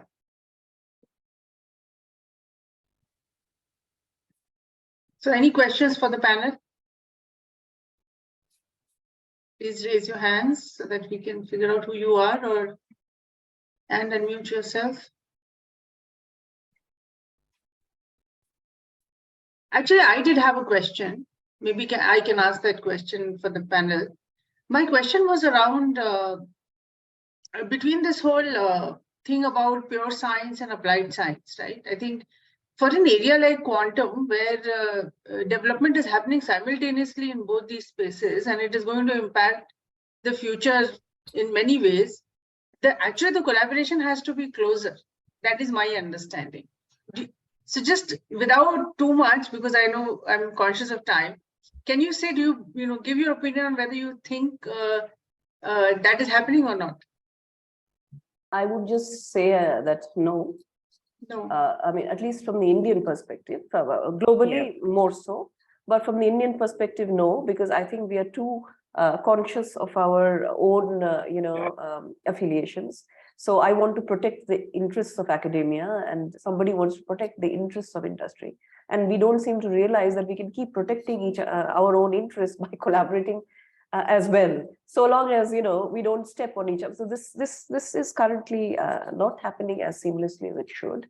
But then, of course, you're right, it should happen. And as I said, in answer to some other question, that we are hoping that some little more structure will come through once the resource part is a little easier to understand as to where it is going to go. Because Right. at the moment, we are protecting our territories to ensure that we get something out of this. I mean, this is just a very intellectual comment. All right. Thank you. Yeah, so I agree with this, Reena, because I would just give you a small example just to add it up. I mean, so usually when we have this kind of interdisciplinary kind of areas, usually when you look at the research labs abroad, they come up with a center basically where they have this total interdisciplinarity, which is basically natural, which comes from. Whereas in India, you always have this, theoretical, okay, I'm different, experimental, I'm different kind of, this kind of mindset does exist. And unless until we have engineering, applied sciences, or, all kinds of areas coming together to form a small, group of people who are working towards a single idea or a vision. Until then, it doesn't work. And unfortunately, as Professor Urvashi mentioned, that is not the case yet, in India. So Okay. in Indian scenario, yeah. Thank you. I see that Taposh also has the question. Taposh, you want to go ahead and ask your question? Sure. It was a real pleasure listening to the three of you. So I have a question for especially the Indian ecosystem there. Will you be open to collaborate with a company for their students to work with projects that will both push forward the research area as well as help the company? Are you guys open for that? Is India open for that? Or is that led to there is a discussion on that, or there is a policy there that has to be a demarcation? I can give the generic answer, maybe, and then specific ahead. examples will be there. The generic answer is that yes, all the Yes, institutes, as far as definitely. I know, are open to industry collaboration. If and what we do not see happening very clearly is what I heard earlier from Dr. Urvashi, is that finding the right match and saying, okay, yeah, this is a win-win for both entities, and then setting up that framework in a manner where the win-win is there for both entities is something which is somehow you don't see many examples of. You see some examples, and I'm in the industry session, we can probably hear about some of them from the industry perspective as well. But that's my opinion. I'll leave it to the professors to answer this further, because I'm just a bystander in this case. No, I agree, of course. It is, of course, we would be very open to collaborating with industry so that we have if there is a problem which needs a solution and a collaboration leads to a faster solution, then I think all entities would be very happy to make that happen. At the moment, we don't have this happening seamlessly yet. There are examples of cases where it is happening, but then as somebody from academia, I would say that we are very open to that. So can we quickly take another question? Arpit, you have a question, a very quick one, please, and we're a little behind time. Yeah, sure. Thank you. So my question is, I have a background in engineering physics as a bachelor's degree, and I have been working since 3 years in a software industry, and I have an interest in quantum computing. I have started learning about quantum computing by myself, taking some courses. So my question is, what should be my next step after learning something about quantum computing? Should I go for a master's degree or PhD degree, or should I work with some professor and gain some research experience before that? And because whenever I look for opportunities, sometimes I find that they look for people who have experience in research already, which I don't have at the moment. So should I go for a master's degree first, or should I gain some experience with working with some professor? So, Professor Solano, can we get your viewpoints on this? I strongly suggest that you try to go for a master. We are hiring, for example, in my company, people without PhD because of what you said. Many of them did a master in something else, and then make some courses of 3 months, and they start to work because you have cloud-based quantum computers accessible in many companies. I strongly recommend that you make a PhD if you are thinking more in an academic career. But if you want just to join the industry and you are missing that link, that know-how, a master will make it. And by the way, engineering physics is a perfect career for joining quantum technologies. It's absolutely. It's just, to catch up, it's an issue of months. And don't exaggerate too much in catching up, because depending on where you land, in which company you land, it may be that you were just wasting your time. So it's better to just make a master in general view, and then you go to the industry. If you go for an academic career, then a PhD is the right decision. Thank you for answering. I just would like to add that it is not true that you are expected to have research experience at this level. That is just to understand probably how much of passion you have, or in which aspects of this quantum technologies you are interested in. But that's the end of it. I mean, no one would expect you to have lots of research experience even before joining your graduation or so. Thank you, Jesse. I think let's move on to the other panel. Fariha, over to you.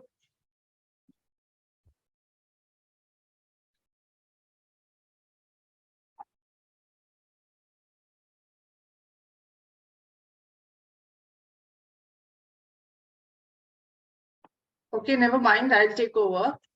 So thank you very much to all the panelists. I think this was a very, very insightful discussion. Very diverse viewpoints and very, very meaningful. I think we opened up certain questions also in terms of what the challenges are, and that's very, very useful. Thanks to all of you, and thank you, Dr. Solano, for joining this at a very, very early in the morning for you. So really appreciate that.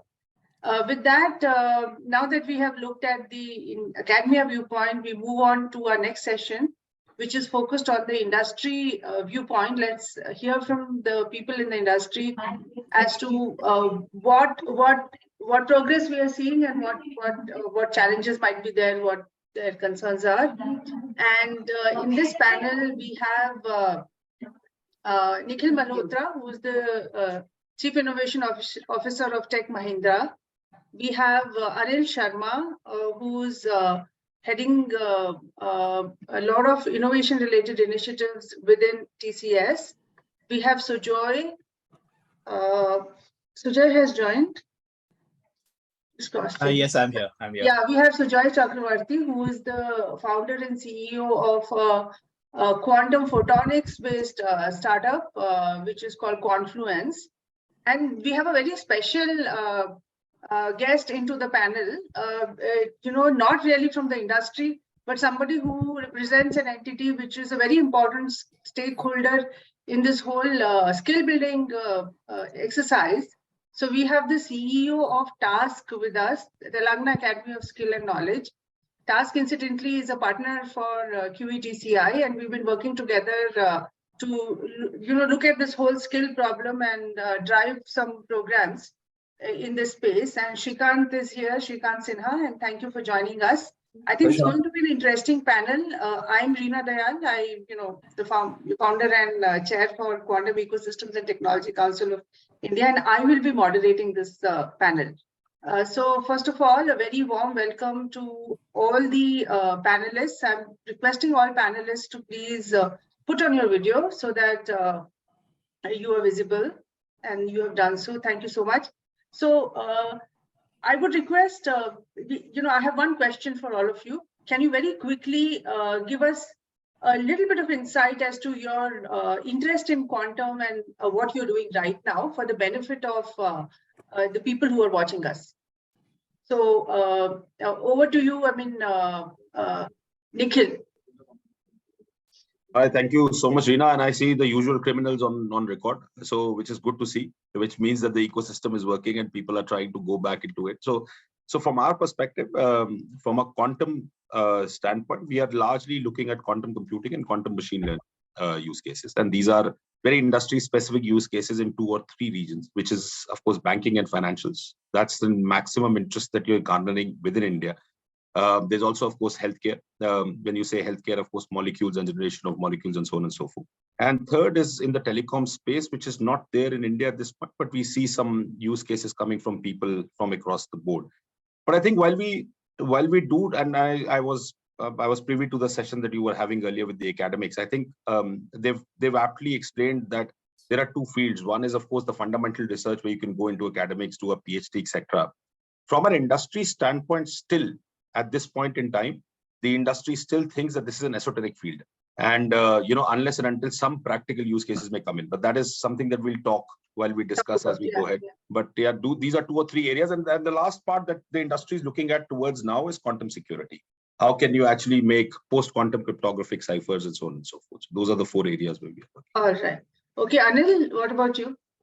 Yeah, sorry, got a little bit late. I didn't realize it was a little bit before 12, so I just joined at 12. So I think the quantum, see, the way we see in my group is future incubation, right? So although the timelines are not very clear when this will be disruptive to businesses, but it will certainly happen, right? So in the spirit of corporate incubation, we picked up the incubation of quantum computing and allied technologies 1.5 years back.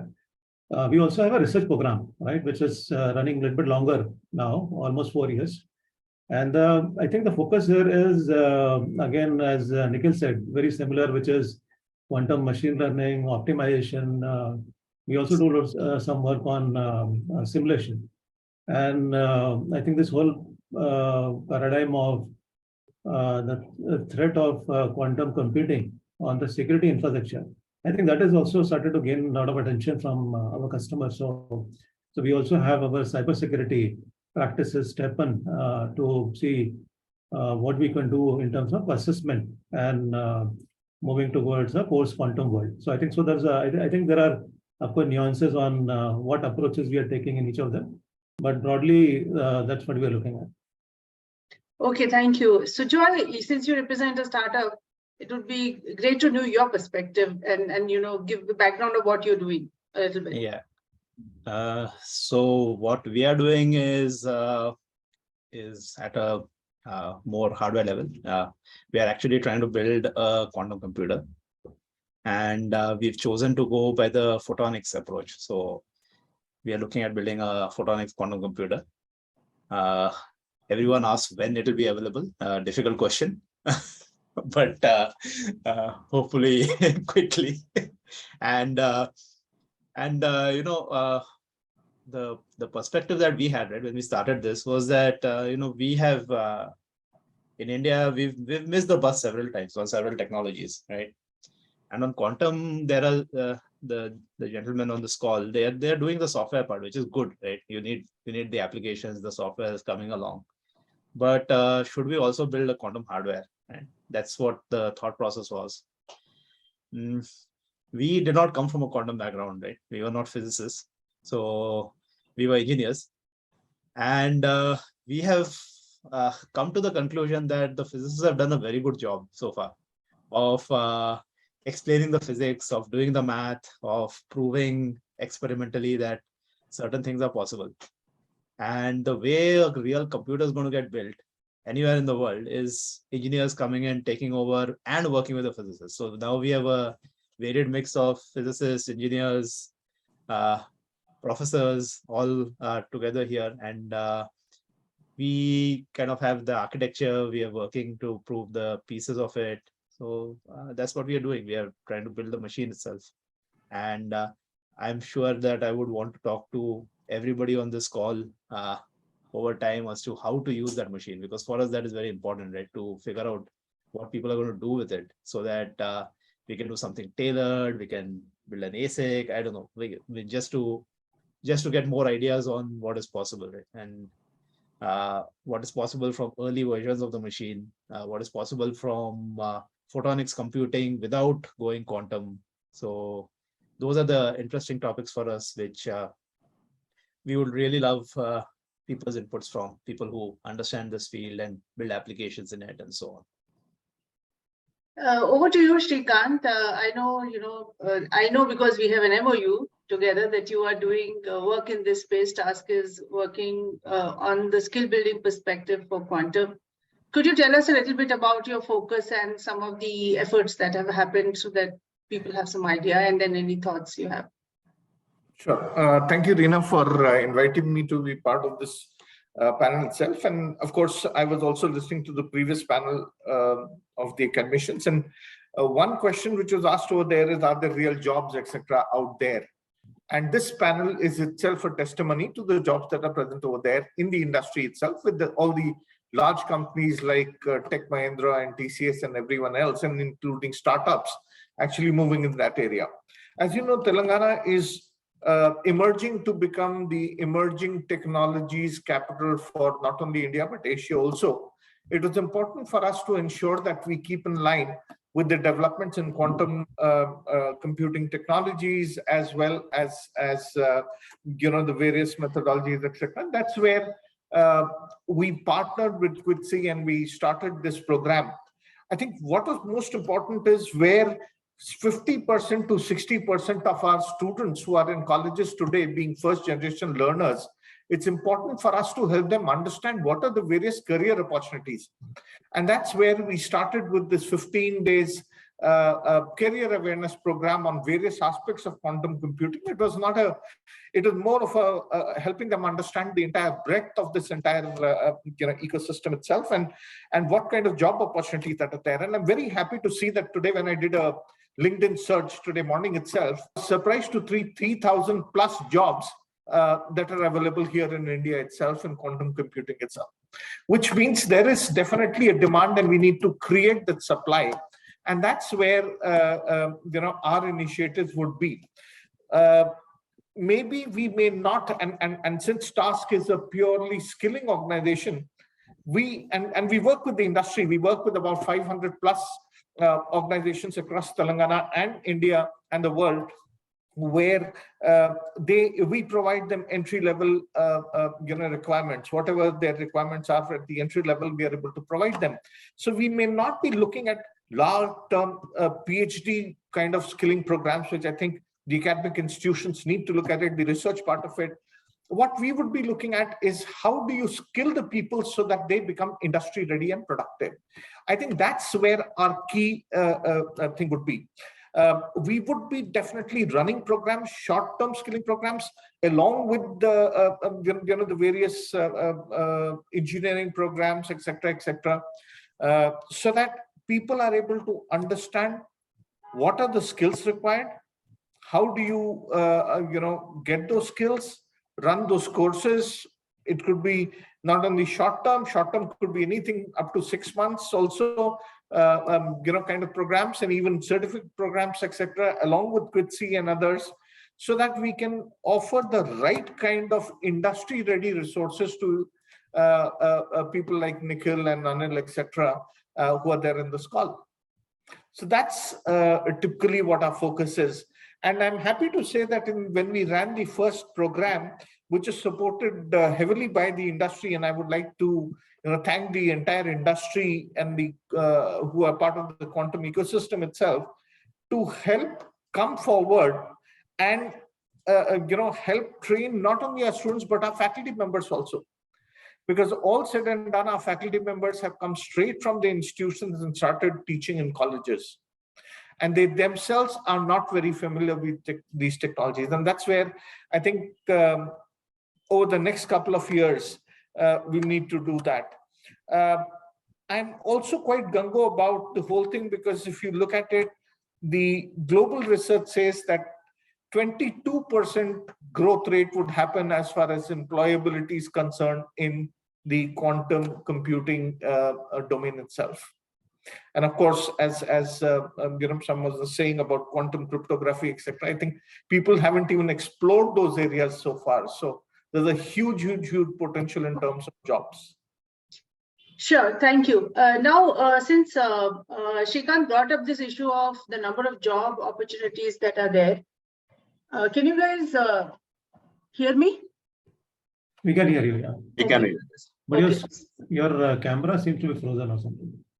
Yeah, I noticed that. I don't know what the issue is, but hopefully it will resolve itself soon. So I think Shrikant brought up this whole concept of the number of job opportunities that are there. Anil and Nikhil, can you talk about the kind of opportunities you see for people in the coming time? Of course, we're not saying that this is more like a estimate that you see looking at your own company and the industry perspective. Okay, so maybe I think just let me talk about maybe current need and maybe midterm need. So I will talk about broadly more than TCS. So I think, as we said, areas such as optimization, machine learning, simulation.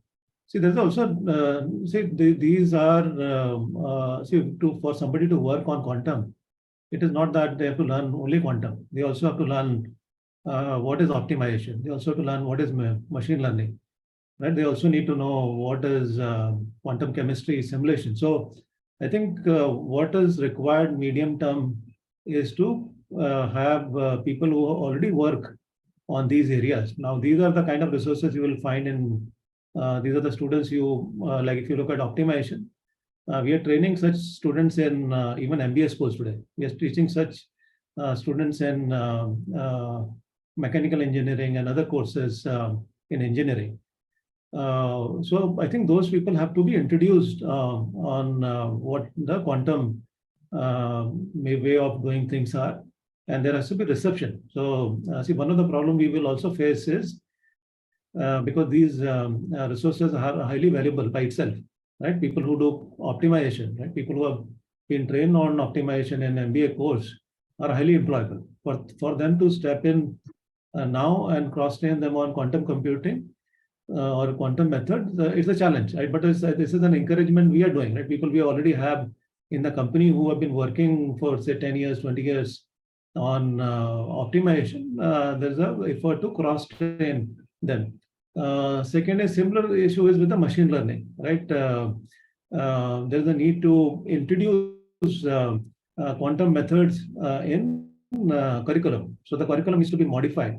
It should not happen that we are actually creating a parallel curriculum for quantum computing. This needs to be embedded wherever is required.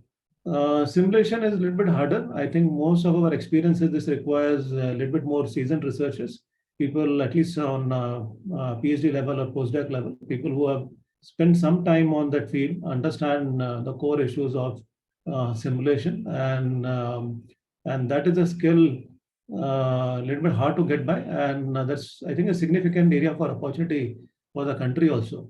And I think, Rina, you know that we have recently floated this research scholar program, right, for the Indian academia, for PhD students to put a proposal to us, and which we fund them for 4 years. So we have encouraged quantum researchers to apply to that.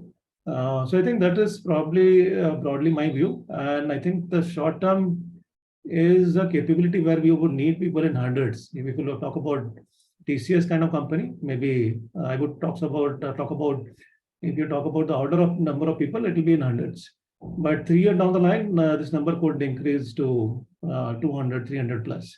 So that is the kind of order we require.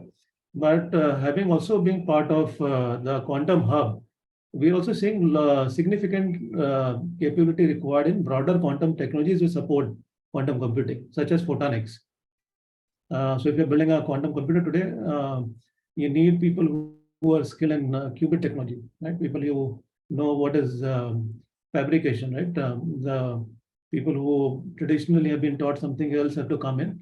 Then also other hardware like parameter amplifiers, controllers, all those elements have to come in because otherwise the hardware ecosystem will be very difficult to build.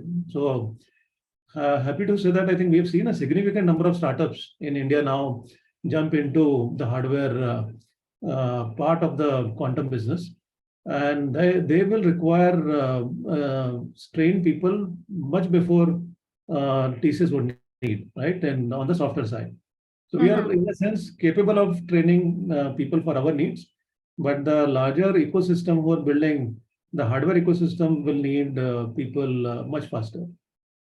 All right. So what I'm hearing from you is, before we move on to the other panelists, I think one of the things which I wanted to highlight from what I heard from you is that while there are many requirements coming on, in many cases you are trying to reskill people from Yes. within the organization itself.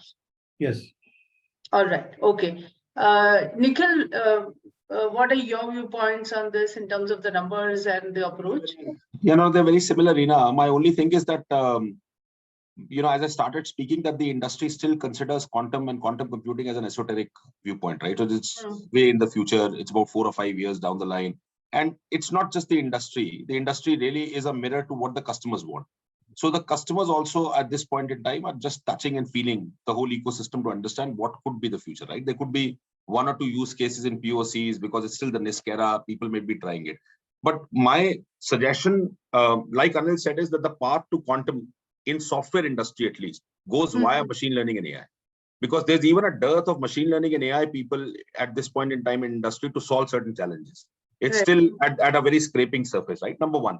Number two, you would get some jobs on research, right? For example, I have a research wing, Anil has a research wing. You will have few jobs for PhDs who can actually do some kind of research. But a larger industry need at this point in time is how do you implement, first of all, machine learning and AI-based systems?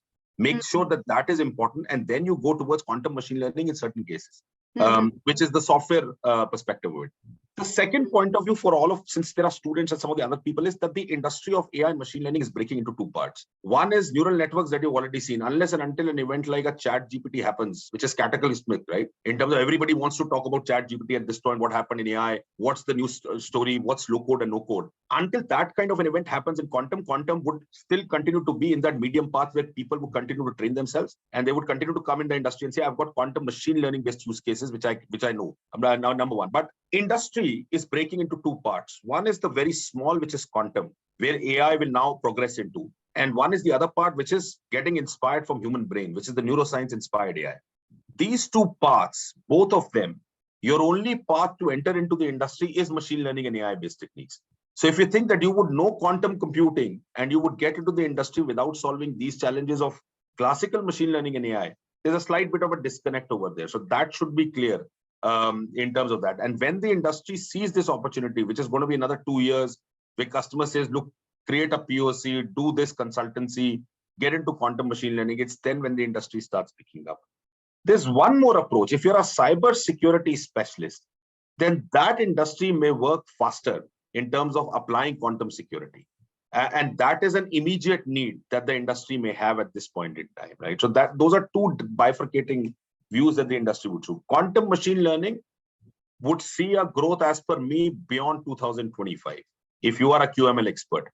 But up till 2025, the industry would love you to have a machine learning AI-based approach, which can then be taken into a QML format, which is internal training of employees that Anil is saying, right? We are also training employees with AI background into QML, because we know that that is the path and approach that they can take into a QML-based structure. But getting people solely and purely trained in quantum and saying that industry will have a perspective or a position, I don't think so at this point in time. Okay. Sure, we'll come back to that. I think it's at this point in time, it's interesting to note all the viewpoints. So Joy, from a startup perspective, what are you seeing as you look at yourself and other startups around you? And what is the job opportunity for people?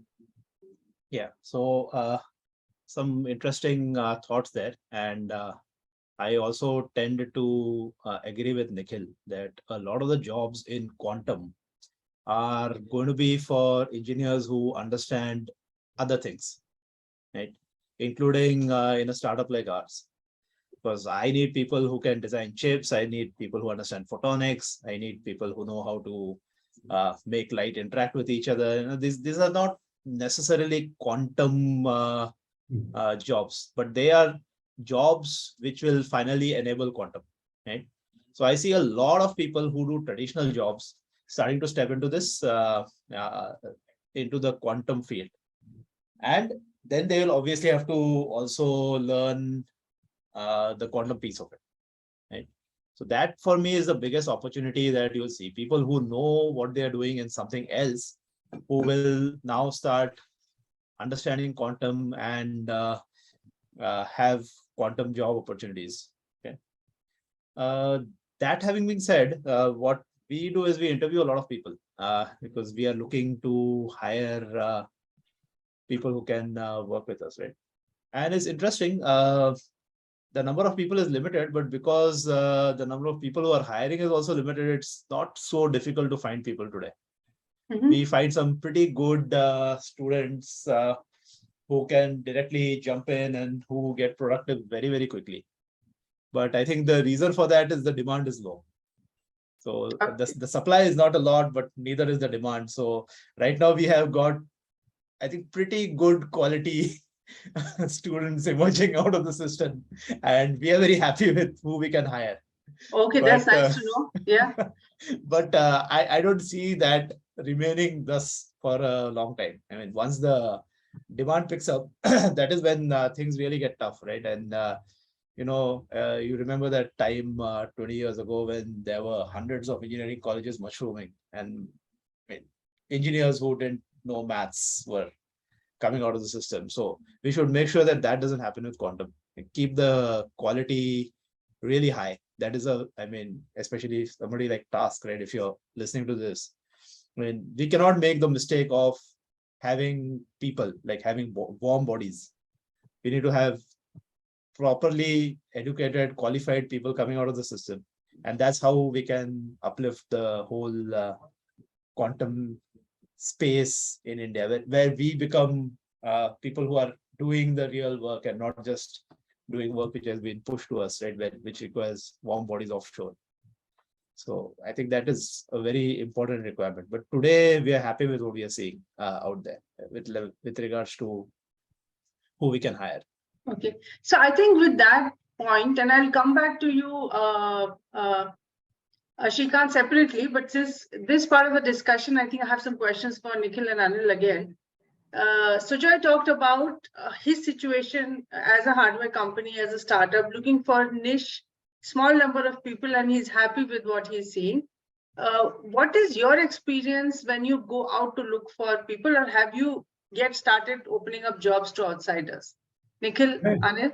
Yeah, so I think definitely, see, we have a lot of, when I said, especially for security researchers, right, in quantum and on quantum chemistry, all these people are hired from outside, right? People who have done some work in quantum chemistry, and surprisingly, all of these are international hires, right? These are people who have studied outside, have background in ISR. Typically, I think we're seeing a lot of good talent from ISR who have gone out and done good work and now wanting to return and work on this area. So again, photonics is similar, right? So we're doing some work. I can't talk about what you're trying to do on photonics, but again, these are people who have been trained outside and wanting to return. So on specific area, of course, but things like optimization.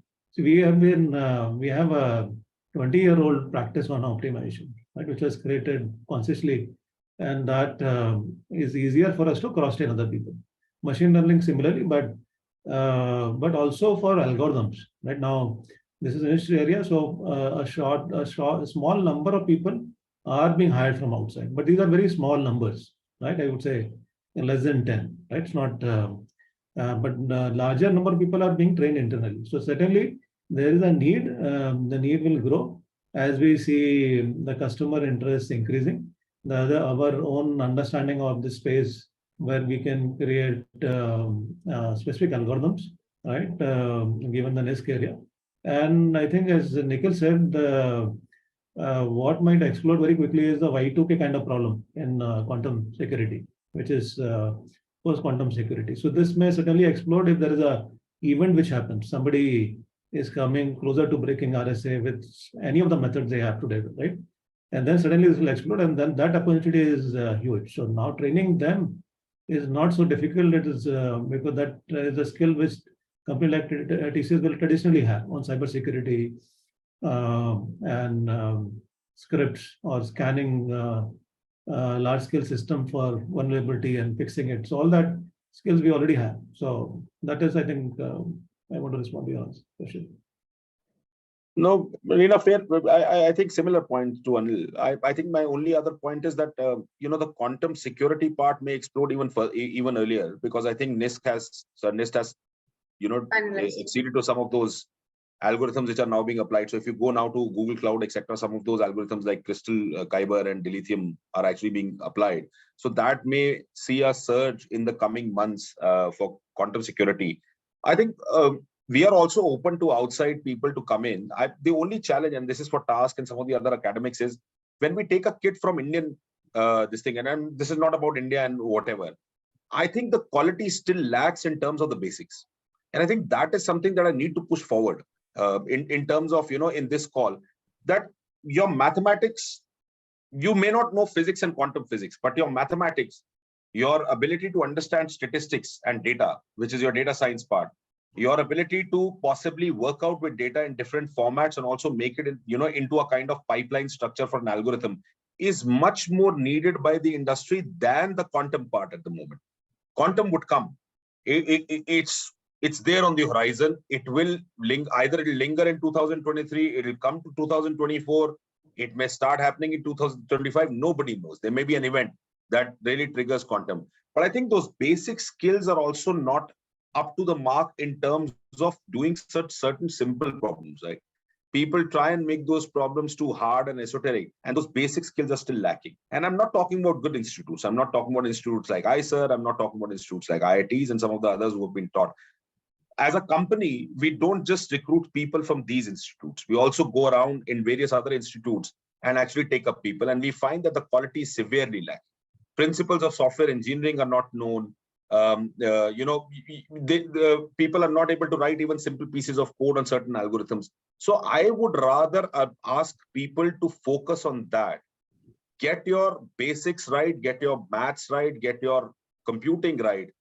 Then go into machine learning and AI. You're a much open and a much valued person for an industry than just learning quantum. Right? That'll be my description of what the industry needs. Great, thank you. I think coming to you, Srikanth, I think the industry just laid down the framework for a skill development body, and also for QVTCI to understand where the gaps are. Do you have any thoughts on what has been said? Yeah, two quick things. One is, of course, it's history, and just answering the point raised by Sujay. It was organizations like Aptech and IIT, etc., which are actually who created the IT industry, what the IT industry is today. And definitely there's a key role for such institutions. I'm talking about skilling institutions to fuel the growth. Of course, warm body, and that's how the whole thing started, where the offshore and everything else started the whole thing, the body shopping as it was called in those days. And I absolutely agree with what Nikhil said. I think it's important, and that's where I think, since we don't have the time and we need to do prepare these students much more in advance, and of course fundamentals are very, very important, and I absolutely agree with you.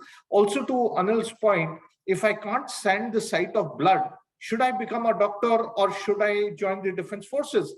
It's as simple as that. Do I have the competence for it?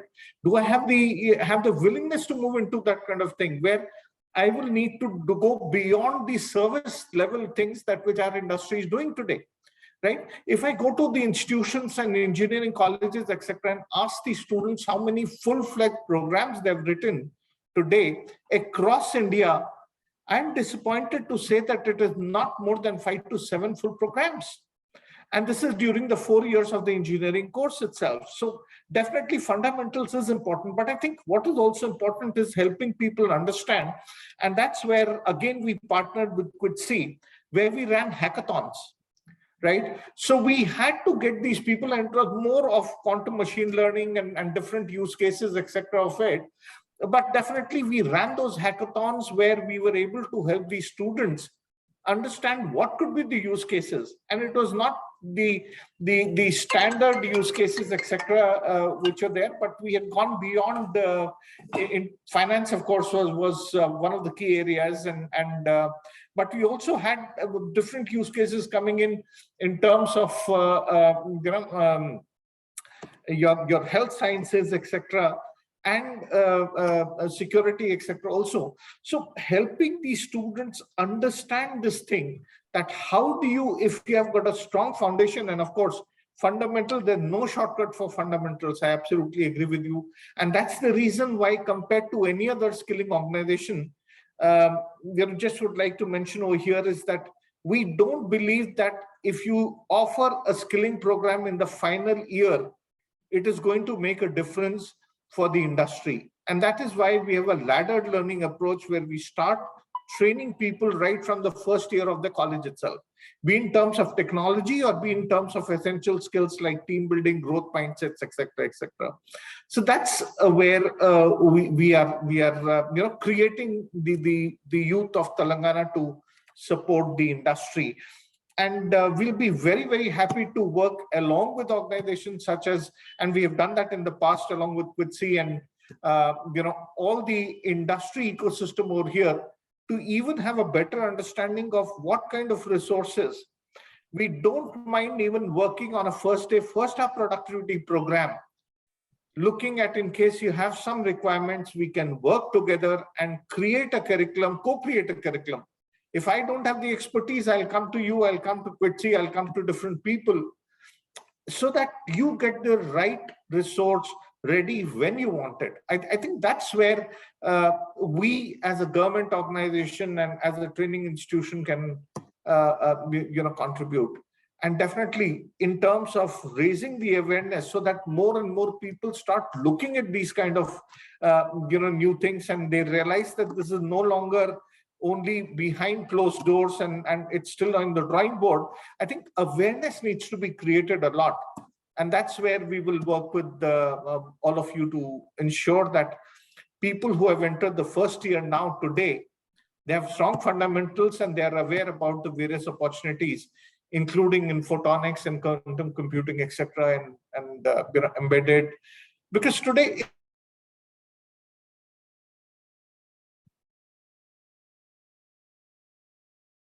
hello, technologies, multiple disciplines, etc., need to be covered. Sure. Reena, if I may add one more point to what Srikanth said, right? So mechanism of measurement also has to change. Unfortunately, the world that we sit in is the drag and drop mode world. And I don't know how many of you have coded. When I started coding in 2001, I coded in C++, C. I still code in Python. But the way I find difference between that coding and this coding is that I had to remember syntaxes and it will not go wrong. And I think Anil would accrue to that point. Today, there's a drag drop mode and a click drop mode for everybody. The basic fundamental of what the code wants to do and what you want to do as a compiler, or you want the compiler to do, is subtly lost. And as a result of that, what has happened, it has become a click drop kind of an industry for us. Right. What do you want to solve? You want to solve a problem with a quantum register. Some code is available in Google, or otherwise I'll ask ChatGPT. No, yeah, exactly. ChatGPT is another example. Sure. Yeah. So, you took the words out of my mouth. I was going to actually talk about this. I also started coding in C. In fact, I never even went to C. It was C or assembly, and worked on networking protocols and then operating system level. What I knew about the current students is that because of the levels of abstraction that has got created, this drag and drop thing that you're talking about, they don't have a clue what's happening at the bottom. Unfortunately, in the quantum space, we are starting from the bottom. Everything is very close to the hardware. So unless you understand the basics, you cannot do anything. The same is true for the maths. So, you're from the service industry, and I'm going to make a very controversial statement. I'm going to say that the service industry in India has actually done a lot of damage to the fundamental science as well as fundamental technology. Because I would agree. Fact, right? That is one. The other damage is coming from today. If you ask a lot of people, if you look at the existing platforms, and I cannot be completely non-political, it's completely, lose context of what I should speak and not, so I will not take the name. But out of all the platforms that are available, some platforms people will find easier. You will see a lot of people certified on that platform. If you, as a technologist, if you go and examine you will also feel, yes, it is easy to pick up this platform and learn. But the challenge is all the people who are getting trained on that platform, which is so easy to learn, are actually missing out completely on the fundamentals. And in quantum, these are the people that you are getting when you go to interview, right? Obviously, they will not meet your requirement, right? So if you look on paper and we say, oh, how many people certified on XYZ in quantum, blah, blah, blah, because a lot of money is being thrown in, you will find a lot of people who are trained, right? But are any of these people really capable of even fully describing the algorithm? Because there is always an API available for calling that algorithm. And in this noisy area, with the kind of challenges that you have to adapt your code to the current scenario and optimize it. How do you do that if you do not have the basic understanding? So I see this challenge as a deeper challenge, not just for India, but rest of the world. And what we heard just now from some of you about not getting the right talent from the academia. So we have a special challenge with respect to that as well, in terms of whether our courses across the country, and leave the IITs aside.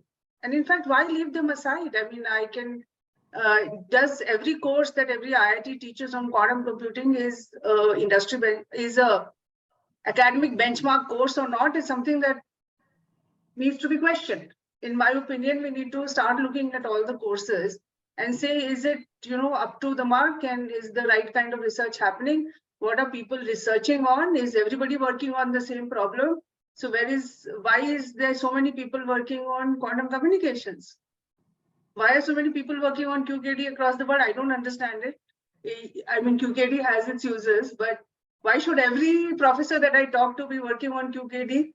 RRI is great because they've been doing this work for a long time, and they're working on QKD is understandable for me. But why should so many other professors and their researchers be focusing on this? It's something that I fail to understand. So the question that I have for you now is, and I've been meaning to get around to it, the ecosystem requires an upheaval, right? In your opinion, obviously we've talked about many issues here, but from your perspective, which is that one thing that is going to be crucial, irrespective of whether it is 2023 or 2025? We have to prepare for it, and it will take time from an ecosystem perspective. So in your opinion, which is that area? What is it that you would want to be addressed first? And a question to Nikhil first. So for any country, right, there are three pillars which works: the government, academia, and the industry. So I'll leave the government aside because that's not the point of discussion. Right. But I think it has to be a parallel. For me, it happens at 2 points. Number one, the first hit happens at the academics. And academics has to improve in terms of what they bring people out. And you would notice that we have killed the creativity of every child post-standard 8. That's the first point where it starts. And that is where we start with boards and non-boards and cramming, and I know this and I don't know this sort of a story. That has absolutely killed the creativity and the facet to even research for any kid that comes out of our schools. Colleges do much more better in terms of delineating them from the creative space and then bringing them into courses, which has to be completed into all the 4 semesters or 5 semesters that they do. So I think academia is the first hit point, which has to improve to say that the mechanism of measurement has to change for every kid. I cannot measure every kid on the same level and same background, right? I cannot say that Reena has been a good kid in quantum physics, which also means that Reena would do well in certain geographical sectors. No, I don't think so, right? Social studies may not be right for Reena. It may be only one particular field. And that's the change in the education pattern that needs to happen now. The second change has to happen from a service industry background, Reena, and you're absolutely right.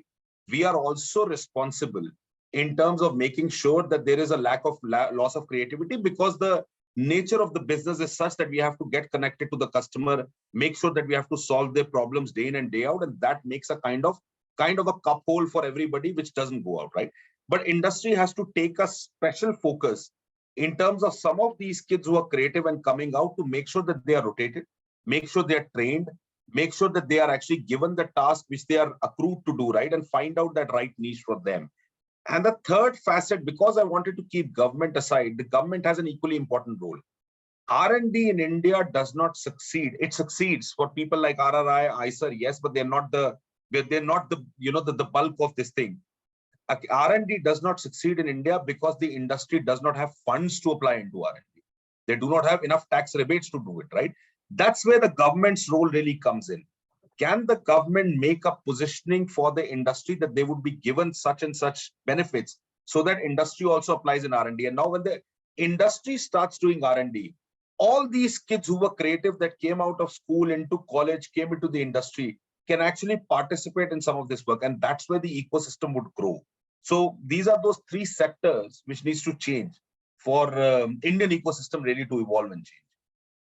No, so you're very right. I think from an applied R&D perspective, India, if you look at the charts around the world on the percentage of R&D spend by the government and the industry, India is, most of the Western countries, most of the progressive countries, you will see that the industry R&D spend is also pretty high as in comparison to the total national spend that happens in that space.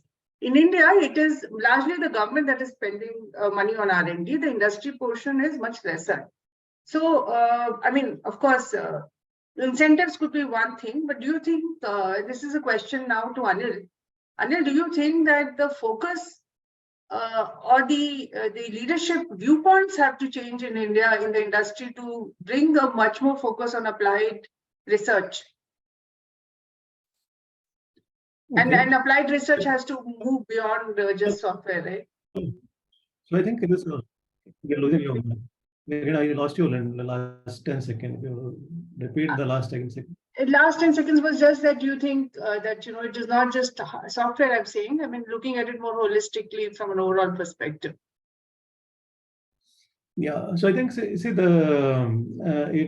I think it's also the natural growth of companies in the country, right? So as somebody, how they build their businesses. See, if it's a chemical industry, they build the businesses by licensing technology from elsewhere, right? And people who have invested in. So if I think it's also the nature, as I said, nature of industries which are how they are built using licensing and applying a service model around it, right? So if that is the nature of industry, it is nothing harm. It is a model, right? And this kind of relies on assembling best of technology. So today, if you look at battery technology, right, it's not something which is invented in India. China, a couple of firms in China own much of the tech, right? And then they have a global ecosystem, which is very hard to replicate here. But there is enough and more innovation on what you do with licensing the technology, which is in some way, I would say, solving key problems in the ecosystem, right? Which is, in a sense, it could be applied innovation, but also more than applied innovation, which I have seen started to happen now in the industry, right? It's not that people are not taking a bet. It also requires a lot of supportive environment from the customer. So even Tata Group getting into electronics business, right? So or investing in that, or any other company like Reliance investing in their own 5G stack. So it is not that they don't want to do. It is all about where they see the core competency of the companies, right? And see, at the end, everybody is building a business. Now, unfortunately, a lot of our businesses in the country are built with this thinking. Unless you create fundamental science, fundamental technology in the country, which is build up an ecosystem for deep tech in the country, things are not going to change. So today, the faith on our own innovation in deep tech in the country is very low. We don't have. Yeah, so it's a chicken and egg situation, the way I see it. I think if we were to look at skill development, right? For some of these things, you can't really teach much, right? Beyond the fundamentals. After that, there has to be research experience. Now, this research experience can either come from the colleges or the research institutes, or they have to come from research happening within the industry. So that is a very critical element of experience that people can gain, because when you work on research in the industry, it's a very different flavor of research. It is very closely tied to fundamentals, but then it creates capability of a different kind. So I think my question is, are we at a stage where this push can happen a little bit? I mean, I feel that, Anil, you talked about research support that TCS is now providing for quantum, right? That seems like a small mini step in that direction. But do you think there is scope for more, Nikhil, from your perspective? No. So there is scope for more from an industry perspective. I think the industry also has to make sure that the economics is also played out well, right? So I think from what you see from an economic background today, industry wants to keep a balance of the profit that they attain to in very simple terms with the amount of research that they are doing, right? Number two. But the second portion is that the academia is not very upfront in talking to the industry of what they've been building across. So I'll give you one simple example. Whenever you go to, and I think this is a change that both places, this needs to happen. It is believed that when the industry pegs into academia, a certain percentage of value addition in terms of commerce has to happen with the academy, right? The industry can be very forthright in coming and saying that, look, we can actually do a kind of joint work with you. And when we make money, we can actually divide that sector in terms of joint go-to-market pitches. I think the change that needs to happen and where the industry will really jump forward is that cohort-based model, which we have started doing now. And that cohort needs to be applied very correctly. So what does a cohort really mean? I've got a problem. I want to solve it out. I can't solve it out as an industry on my own. I bring a group of people who work with me, which could be academia, which could be startups, which could be an individual incubator.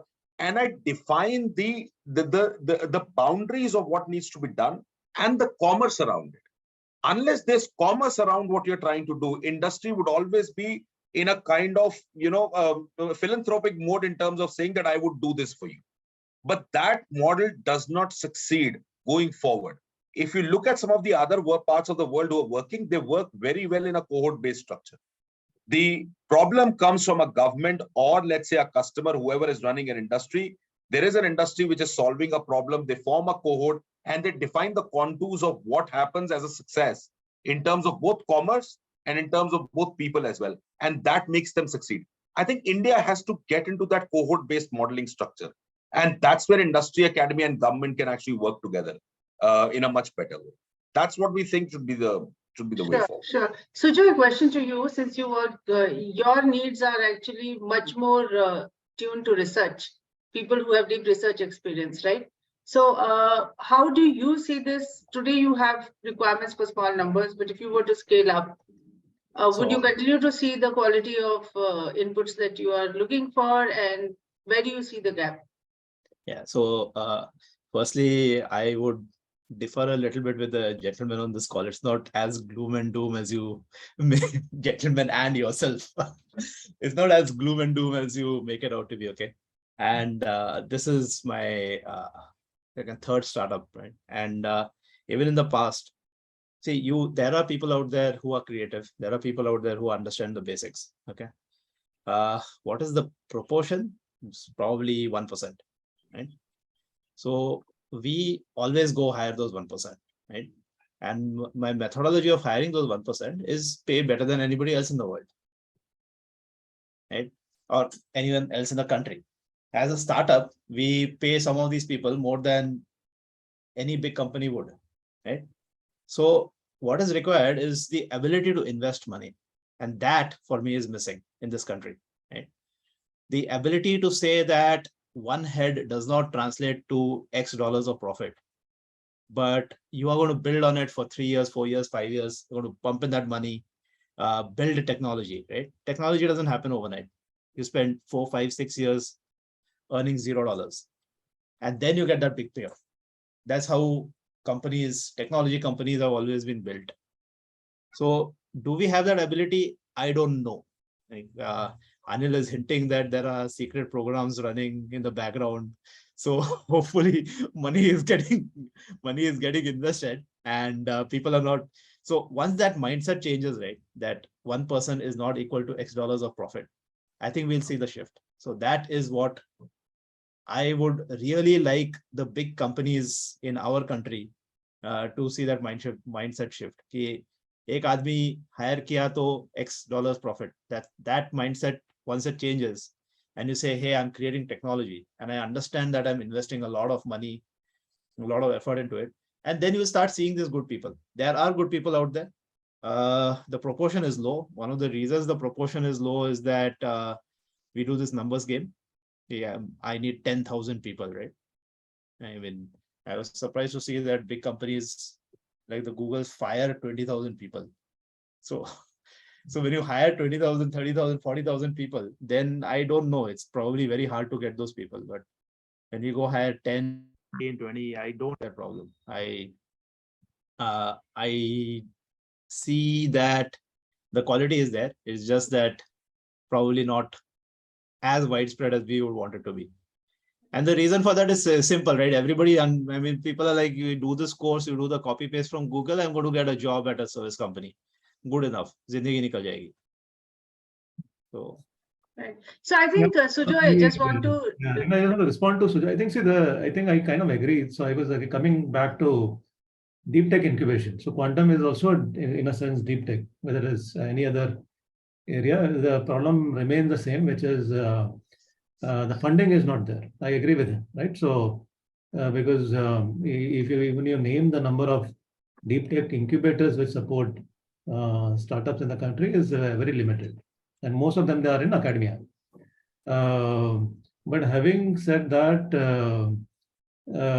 see the talent problem short term for hardware is not there. See, I think Sujoy, we receive proposals all the time, right? See, but we evaluate it from whether the company itself is making a bet which is big enough, right?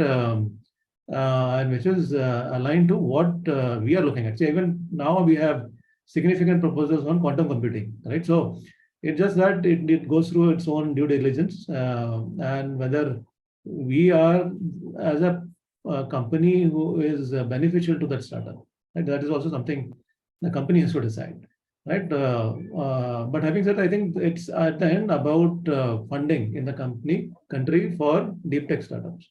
Quantum is deep tech. So sorry, my point of view is we are not doing an apple to apple comparison. Yes. So you gave me a report of Google firing 10,000 people, right? Has any other Indian company done this? Never. Never ever.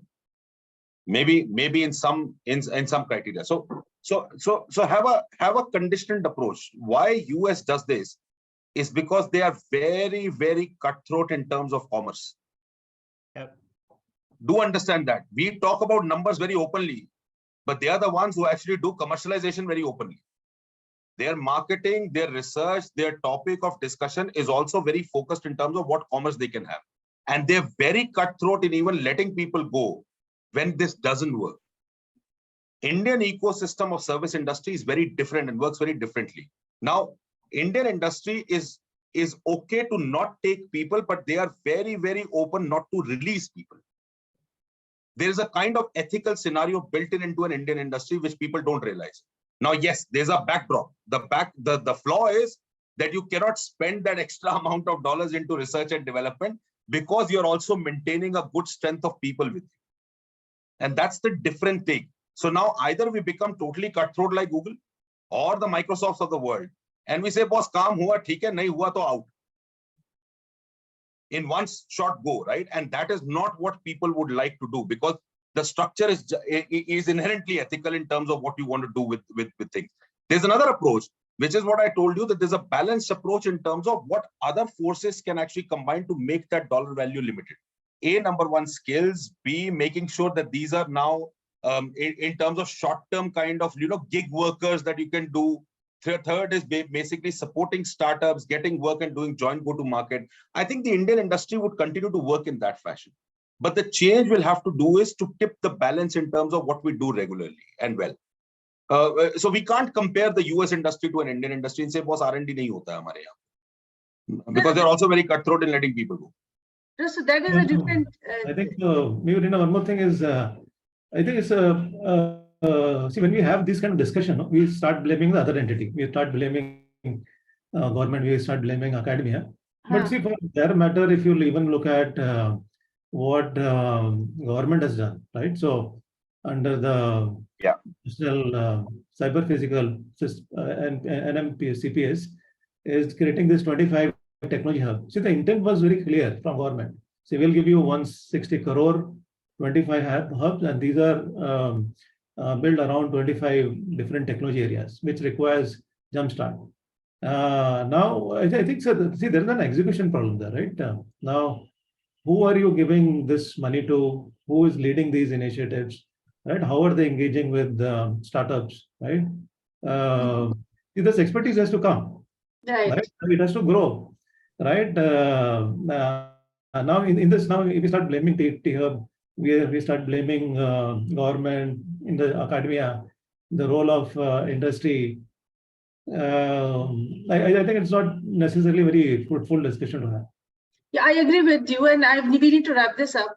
I think what I will conclude, let me do some attempt to conclude, put all these pieces together because we went all over the place.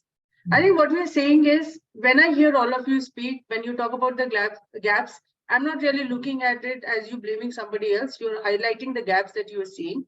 And essentially, if we sum up this discussion with the previous discussion till now, we are saying that there are gaps in multiple places in the ecosystem, which is why this push and pull is happening. And we need to move from a certain state that India has been with a focus on certain kind of industries and so on, that if you have to do something for deep tech area like quantum and other deep tech areas, then there is a shift required. And this, whatever conversation we have had, actually gives insights into the nature of the skill requirements, the way they are different, what the challenges are from an academic level, government level, as well as an industry level.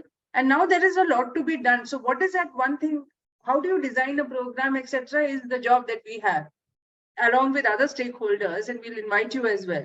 But there are plenty of insights that have come in. If we continue on this discussion, there is enough to discuss for another 2 hours at least. I know that. But unfortunately, we have come to the end of this time slot, and we do want the audience to have the opportunity to ask a couple of questions. So we'll take a pause here, and any questions from the audience? Yes, I do. I have. Please go ahead, Madhav. Yeah. Amazing talk. Gives a perspective of what the industry wants and what the industry is looking for. Especially love the focus on fundamentals, going into the chip and designing and seeing what it looks like rather than, just using an external API or something like that to get your job done. I really like that. My question is for, you spoke a lot about, people who have graduated from institutes, the younger generation, but would you have advice for, let's say I represent someone in 30s who has significant industry experience but wants to get into the quantum ML and quantum field. I have about 8 years of experience in AI and ML, designing classical computer vision systems and stuff like that. So would you have advice for me? Some advice, how do I break in as a lateral, not as a fresher? Anybody wants to take that question? Otherwise, I can also talk about it. Yeah, no, I think Madhav, that's a great question. I think number one is look within your own industry if there are any programs that your company is running. Right? We do run it. For example, because I wanted to push people from AI into quantum field within Tech Mahindra, I started taking some lectures myself and then started giving them the idea of taking lectures and maybe enhancing their knowledge from somewhere else. So there's something that the corporates might be doing, or there must be a program. If not, then the corporate should start. I'm of the opinion. Second is there are enough resources outside. If you are an experienced AI ML person, if you know what AI ML is and you've spent time in industry, then you would be seeing since you've done. I think QETCI, Reena does a lot. If you follow her LinkedIn, there'll be loads of available resources. There's also a course from NPTEL, which was actually garnered with IBM, which gives you fundamentals of quantum computing. You just go and revisit that course. That will give you the fundamentals part of it. Right. Now the question is applying those fundamentals. Yeah. I think that's where the challenge comes in. And I think for that, there is a slight bit of change that you may want to do in the corporate to find a use case and say, look, I've applied it first and I've seen some results over there. But from a resource point of view, there are many. There are open source resources available. People like QTCI and some of the others are doing a lot within the ecosystem of India to say, look, this is one course that you can do. This is one lecture talk that you can look at that. Just keep a tab on all of them. Right. You have enough information available. Right. And a follow-up to that, okay, like people, for example, these days, lots of courses and certifications on data science come up. For example, people do koi bhi data scientist ban sakta hai. That's the idea. But, how do I stand out for in the quantum space if I considering this as a very niche field, and considering also the fact that I also stress a lot upon the fundamentals, linear algebra, whatever it is required to do the job. So So, One way, sorry, go ahead. I can help you with that. See, if you take the path which Nikhil has talked about, which is train yourself on the skills to develop algorithms, right? Or take a problem and try it out. See, my suggestion would be there are enough and more documented problem out there. Right. With somebody like Airbus has published, BMW has published, right? Take a stab at if you want to differentiate yourself. Take it solving some of them and publish on Open Archive, for example, right? And we will notice, I think, so a lot of people notice it. So I feel publication of your unique approach, therefore a problem which is generally known, or you survey a set of applications which use quantum machine learning and propose a different approach, implement it, publish it, and that's a good way to build your portfolio, if I may say. Madhav, I have a slightly different suggestion. Sure. Just apply to one of these roles. Ping Nikhil offline and he will give you a job. Yeah, I'm not even kidding you. No, absolutely. Sujay is absolutely right. See, my other thing is, Madhav, the inherent need for you to stand out when you are talking about quantum machine learning, you're already standing out. Oh, okay. So you don't need to stand out separately. So I can tell you hundreds of things saying, do a certification, get some certification for IBM or QTCI or AWS or whatever, and your certificate would show that you've done quantum. You don't need to do that. The fact that you are already working on quantum machine learning, you've already applied some cases in your resume, you can showcase to a prospective employer, you're already standing out, my friend. Right. Actually, I have this fear that, I don't have a PhD. I don't have. It doesn't matter. It doesn't matter. And then let me share a slightly different viewpoint. This is my personal viewpoint. Right. If you're really interested in fundamentals, you have to first ask yourself the question, and I would always do that. What is your primary aim? Is your aim to become an expert in quantum machine learning, or is your aim to stand out? Because these two things do not necessarily mean the same thing. Okay. And your approach may be different for both of these. Okay. So if you are really interested in fundamentals, all you need to do is focus on, and whatever Nikhil said will happen automatically. If you're focusing on the fundamentals, you will have to work on a use case. You will have to actually do some experimentation yourself before you can feel comfortable that you're an expert. Right. And the rest will follow, in my opinion, right? Okay. So getting the fundamentals right also means that today there are bits and pieces of work happening in the quantum space. Now, if it is just a passing fad for you, you can actually go ahead, jump into any project right now, and you can do well in that. But if you think of quantum as your long-term career option, then you have to take a dual approach to it. Your one approach has to be, hey, what are the basic building blocks for quantum learning? And what are the kind of roles I'm likely to be doing in the longer term? And what is the base of experience building that I need to do? What kind of courses I need to do? Right. Like everybody has spoken on the planet, on the panel, the resources on the planet, on the online free scenario also are many, right? Yeah. And there is a lot of resources. You can actually do courses, etc. So if that is the aim to become an expert, then this path has to follow parallelly with this path.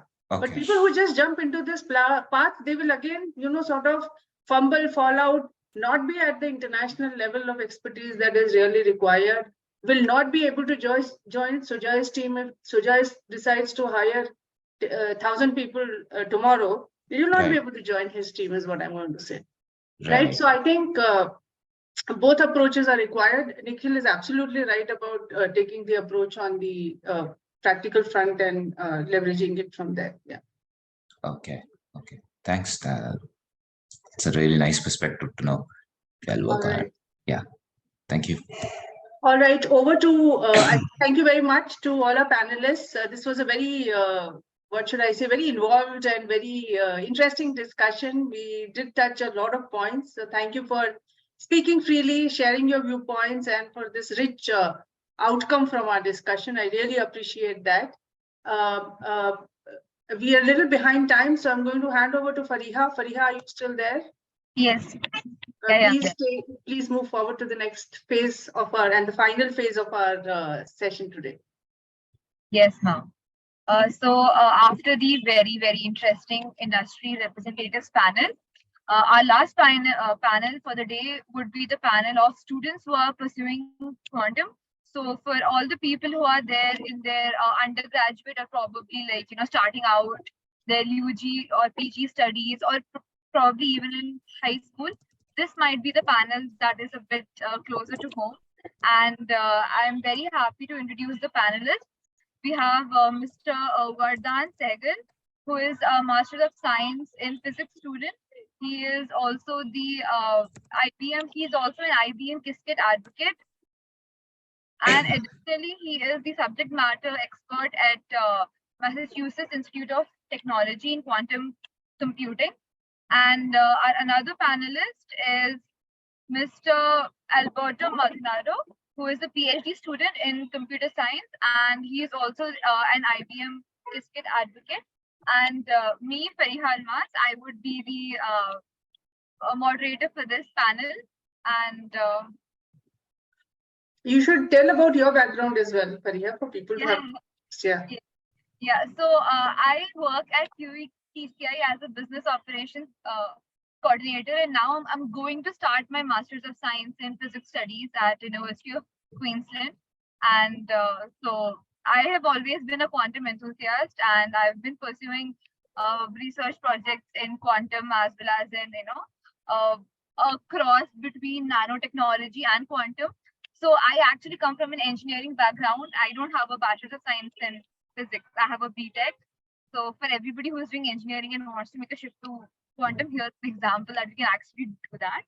So I really hope that we can discuss the different ways in which people from different backgrounds can actually pursue quantum as students.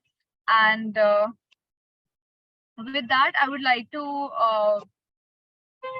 ask anybody, Vardhan or Alberto, can introduce themselves and take over. Thank you so much for the introduction. Yes, in my case, I'm studying my PhD about computer science. In my area, I spend a lot of time studying computer science in general. And yeah, it was interesting for me, introduce me in quantum computing because I never see before about what is a bracket or even what is a qubit, different characteristics. So in my case, was too different in this case. Try to introduce quantum computing in my professional career. In this case, actually, the master's degree, it was focused in quantum computing, but I was studying more the mathematics background, the physics background in quantum computing stuff, and try to do the connection, like the classical machine learning to introducing quantum machine learning. And now I'm working in different techniques for classification and mitigation in quantum computing. Thank you so much, Alberto. And Vardhan, would you like to go ahead and introduce yourself? Yeah, sure. So hi, everyone. First of all, really humbled to follow such a great discussion on the industry. It was I joined a few minutes of that, and it was one of the most truthful and brutal discussion industry which I've heard for quite some time in the quantum computing domain. Talking about me, I would say I am the complete polar opposite of what Alberto has been doing. He has a background in computers and he started quantum computing. On the other hand, I personally had a background in theoretical physics, and Python, all the coding, all the programming was something very new to me. So I started learning that and eventually shifted to quantum computing. That's great, Vardhan. Thank you so much. So now, we can start looking at some of the questions that this panel can actually address.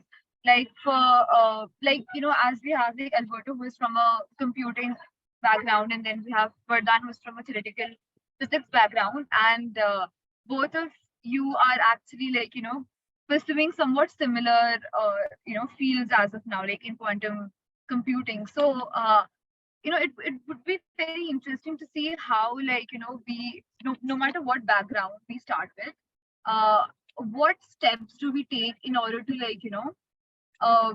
diverge our path towards this one thing that is quantum computing. So when you start with theoretical physics, how do you end up incorporating the elements that we need to take up quantum computing, and again the vice versa? So if you start out as a computer science student, and then how do you what do you do? What do you learn? How do you equip yourself to understand the theoretical physics and the mathematics behind, like, computing, because yeah.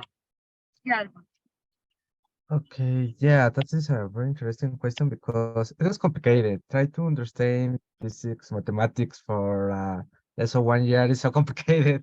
Even it's a classical computing or quantum computing, try to understand that it was so difficult. So in my case, it was more empiric way. It was try to learn quantum computing in a background, like different point of view. I had different specialist professors, like specialists in mathematics, in physics, and programming, and try to do a mixed for myself. It was like try to introduce an introduction of quantum mechanics. Try to do introduction for Hilbert space in the mathematics. And in my case, for quantum computing, well, classical computing, introduce machine learning and data analysis. So try to introduce all this area. My job it was how I can connect all of this in my thesis or in my professional career. So a lot of help me in this case. It was Qiskit for the Qiskit textbooks. That was the most important thing I understand because they do the connection. But it was a problem. They give me a basic solution, a basic tutorials. But what happened when I had some question for a certain application for classical computing? That it was the challenge. I don't have any idea how to introduce that connection because you can imagine classical computing. Oh, okay, you can design deep face to try to do a connection with the background, like in Zoom for my face. But in quantum computing, it was if you had a binary classification, that is the goal. You obtain a 100% of the accuracy. So trying to change my mind, classical is one way, one word, but quantum computing is another world. You need to understand the difference. It's not the same process. It's a different process. You can obtain different ways for a certain solution. It could be the best solution, the best process. We don't know. That it was so difficult. So Qiskit textbook, the best way I understand more my knowledge about quantum computing, it was the Qiskit summer school. In that moment, I can experiment different challenge, not challenge for my mind or for the tutorial, other challenge for I never seen before. I understand, oh, okay, I understand the Roberts algorithms, the noise mitigation. At that moment, I understand more for myself how can I improve my skills using quantum computing or my knowledge in classical computing, physics, and mathematics. And other skills opportunities is the Quantum Open Source Foundation Mentorship Program. In this, you can obtain for a different people around the world who has experience in academia or industry. Participate in this, you need to solve a task.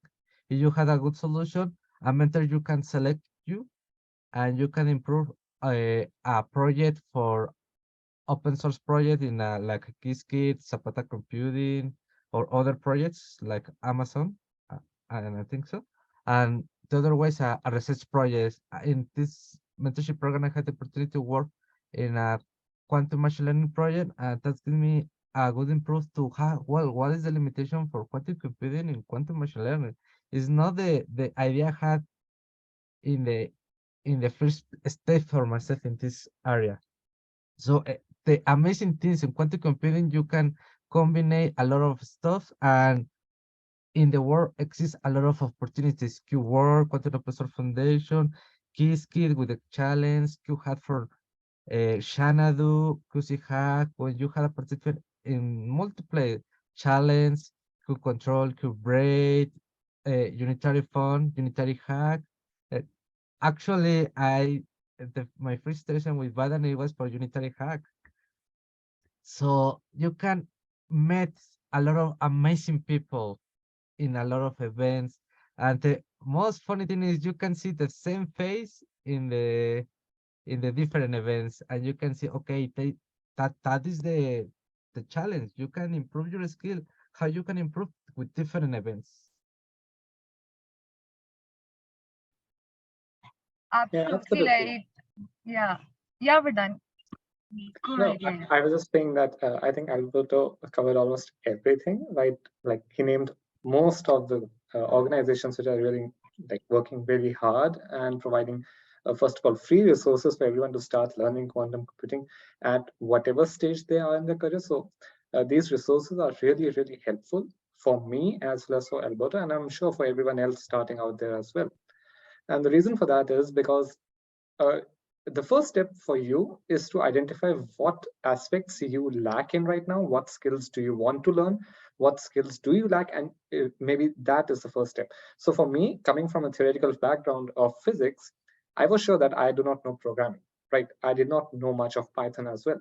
So for me, it was like learning first the basics of Python, the fundamentals of Python, and then moving on to a few concepts of what the different SDKs available for quantum computing works. The first one was obviously Qiskit. That's the most hyped one, the most famous one, right? And once I was like ready with how to use Python, I moved on to Qiskit. Learning Qiskit was really easy because of the Qiskit textbook. That's like a really great textbook, I would say, and I would recommend to anyone who is just starting out.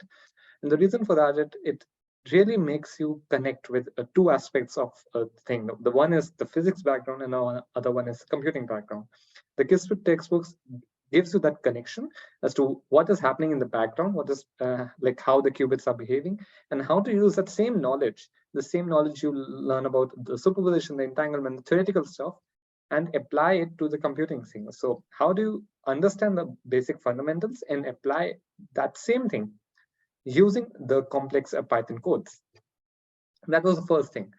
But that does not mean that you must start with Qiskit. Okay, that's the most easy one, that's the most hype one. But gradually, the other SDKs are also ramping their startups. They're ramping their languages.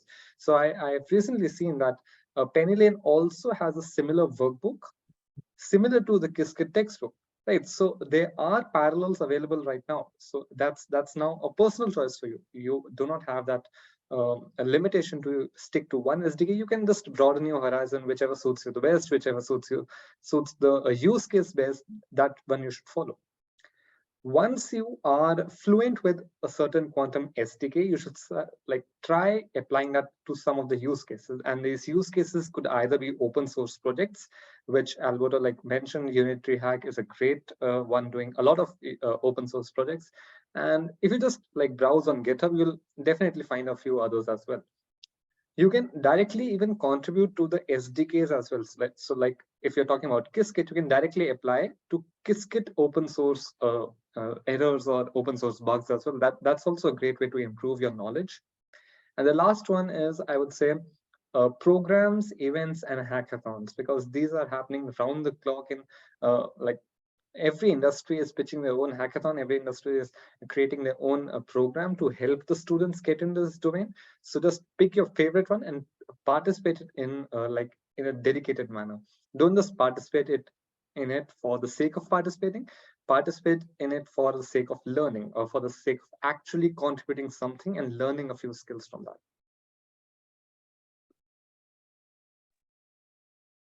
Absolutely. Talking about how people can improve their skills using Qiskit. The two of you have mentioned like a lot of opportunities as well. And as Vardhan was saying, like QBTCI itself has organized, quantum science and technology hackathon, which was not one industry specific. So it had people from, we had platforms from like different companies, Microsoft as well as AWS as well as Qiskit. So definitely hackathons are a great way to not only. So one thing which I wanted to share from a personal viewpoint was when I try to like learn like things by myself, like courses or coding. What happens is, especially because I'm an engineering student, so I have to make a base not just in physics but also in coding at the same time. So I am trying to build these two bases alongside my own engineering degree. And what would happen usually is I would get a bit caught up in like studying this and studying that. So what I felt in my experience was throwing myself into a hackathon gives me that edge to start doing something, because you've been learning for quite a while, and that learning actually doesn't stop, because you always have some new resource to look up. You always have some new SDK to explore. You always have some new concept to understand. And the same goes with coding as well. You always have something, new paradigm to test out. But definitely participating in hackathons and events is one of the best things that you can do to just start doing it, and then simultaneously learn on it. So that is definitely a great way to start. And what I also wanted to ask the two of you was, what about research opportunities? What about uh, research opportunities in quantum? I know that Alberto is doing a PhD, and I do not know if Vardhan wants to do a PhD or not. So you want to do a PhD. So when you talk about doing research, right? So what sort of approach do you have for entering into the research field? Trying to think about problem statements, or approaching labs or professors who can help you with gaining that research experience. So considering quantum is this field which is in a very nascent stage, that is very much in touch with core mathematical concepts, which are probably not in depth covered in a lot of our courses. What would you suggest, or what would you hope to take on as an approach? Okay, another interesting question. Actually, it's interesting for my side. I had an external advisor from the Fermilab, is in Chicago. I had the opportunity to work with him because I participate in different events. It was one in my country, Mexico. I met that research, and they accept me like a student because I won a hackathon. The Cozy Hack. So because the project I designed in the Cozy Hack, it was try to mitigate the error for a qubit, for a superconductor qubit with a team when I meet in an intentional way. So they saw the project. They had a similar project in the research case, well, in the research institute. So they do a good combination. So that is the most interesting thing. I had a lot of different collaboration for another countries, like in this case a collaboration with Kuwait and a collaboration with Hood College in United States, and the same reason participate in different events. In this case, the challenge from IBM Quantum and Quantum Open Source Foundation. So the idea is practically try to participate in different events. They help you to do a networking. That networking is the amazing thing. You can be undergraduate students, high school students, master's degree, PhD, work industry, a CEO, CTO, whatever. You can find a lot of amazing people. They had a similar ideas for you, like you. And the best thing is you can do a good combination. I found a one guy for undergrad who has a idea for a startup, and he tried to do that company. It's like an educational platform for to explain different knowledges with different frameworks about quantum computing. And that is the amazing thing. You can find a lot of people using the same way. So in this case, if you had opportunity to understand what is a quantum computer, or you can improve your skills, or you can do a more academic part, is participate in different events. It could be a good experience or bad experience, but it's experience. You can do a communication with these skills in try to improve your programming part, your communication part, and that is the best way. Actually, I think the most important thing for me to try to change my life, it was in the Kiskell Summer School, because that was my first experience to meet a lot of people around the world, different countries, different continents, in a same case. And this has I had the opportunity to meet a amazing girl, Leah Ye, who is a great event or project that it was Quantum Universal Education. I was interested in that project. Uh, that changed my life to give me more opportunity to see a different people. at that moment I realized exists a lot of companies like Unitary Fund to help you to obtain a microgrant for $4,000. You can live in different countries, not necessarily one specific.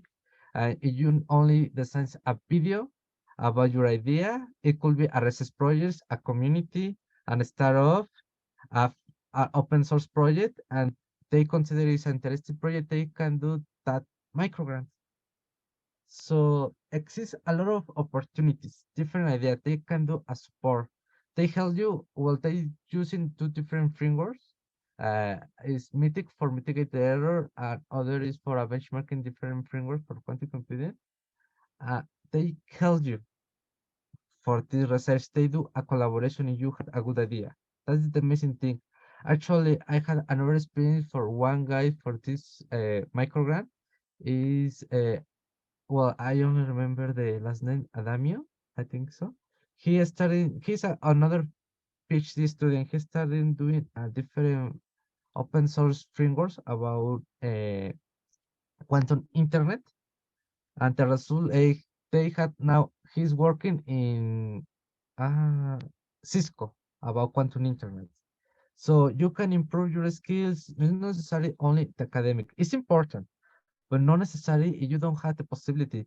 You can work with another stuff interest. It could be if you are in the undergrad, it's not necessary. Okay, I need a master's degree. Not necessary. You can start in the undergrad and participate in different events to meet the different possibilities and see. Okay, they had the opportunity. They had the knowledge. They love share the knowledge. That is the best thing. You can find different person who has.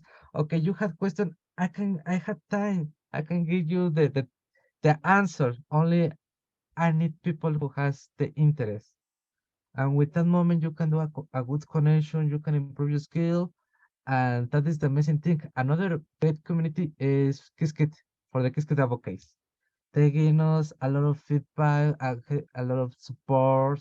If you had any issue or you had do a collaboration, uh, that is the best moment because I found a lot of people like underground who has do a team for a hackathon. They won the hackathon at the Xanadu. And exists a lot of hackathon the next weekend is a hackathon for the meet for United States. The next one is for the QHAT for Xanadu. The amazing prize for different categories is to internship for different companies. So exist different opportunities. I think is a lot of things in this world that you can improve your knowledge and your career. It could be academic or the professional career.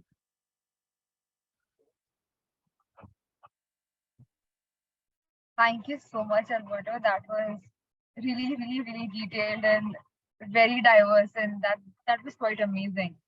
Vardhan, you want to build upon that?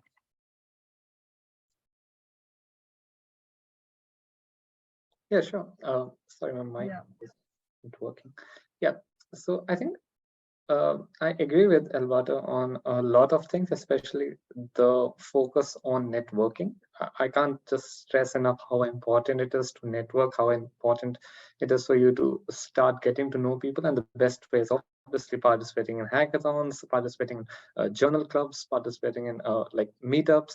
And quantum is such a good community, I would say, because everyone is open to share their knowledge. So just like Alberto mentioned, you can reach out to me on LinkedIn, you can reach out to Alberto, and even we would be really happy to help you with your career, help you getting started. And the same goes for us as well, right? Because we are also in the middle of our careers. We aren't experts. So if we want any advice like how to proceed, we tell it out to the industry experts. So it's the same way for us as well. So I would suggest that stop like shying. Okay, you just need to take the first step, reach out to people, and it's not like everyone has the time, right? People are busy, people have their own lives as well. So if not, you will always get the response, you'll always get the reply back. But if someone replies back, that would be really helpful.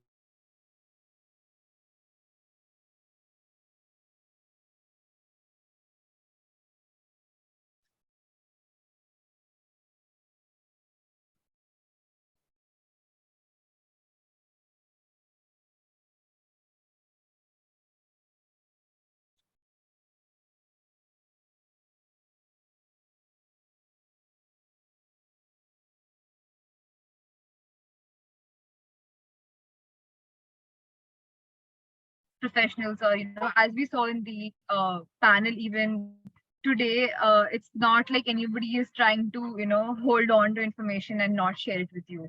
So nobody is gatekeeping that, and a lot of opportunities, we just have to try hard enough to like seek it out. And uh, definitely like emailing professors to like talk about their work, discussing their work. And definitely this is the second step, like in my journey as well, when I started reaching out to people who are doing similar work like me, and I wanted to like contribute to that. In order to recognize what professors' work will I be best able to contribute to, I had to figure my fundamentals out first. So as Vardhan was saying, and as even Alberto was pointing out, so I always had to focus on obviously improving my own skills. And that is when I came to know what exactly do I like, or what do I want to explore further. And that lays out your pathway to like get in touch with professors in research institutes, like even in India, and even like abroad as well. It is though it is difficult, but it's not impossible to like try to get in touch with professors. Most of them are like actually if you have a good enough proposal, which in turn you get from having a very good foundation and a very good clarity on what you want to do. So once you have that, a lot of professors are eager to like interact with you. And definitely like this is the path ahead for like if anybody wants to pursue a PhD or something of that sort. And yeah, so at this point, is there anything else that Alberto or Vardhan, like, do you want to add anything else?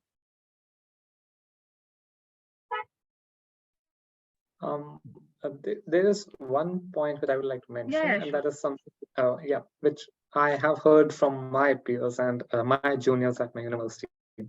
So it's usually like students approach me, my friends approach me, and the first question is how to land an internship, right? Everyone is so hyped about getting an internship during the university days and during the graduate programs that everyone wants to just start working on an internship. And they just start maybe cold emailing professors or maybe experts from the industry.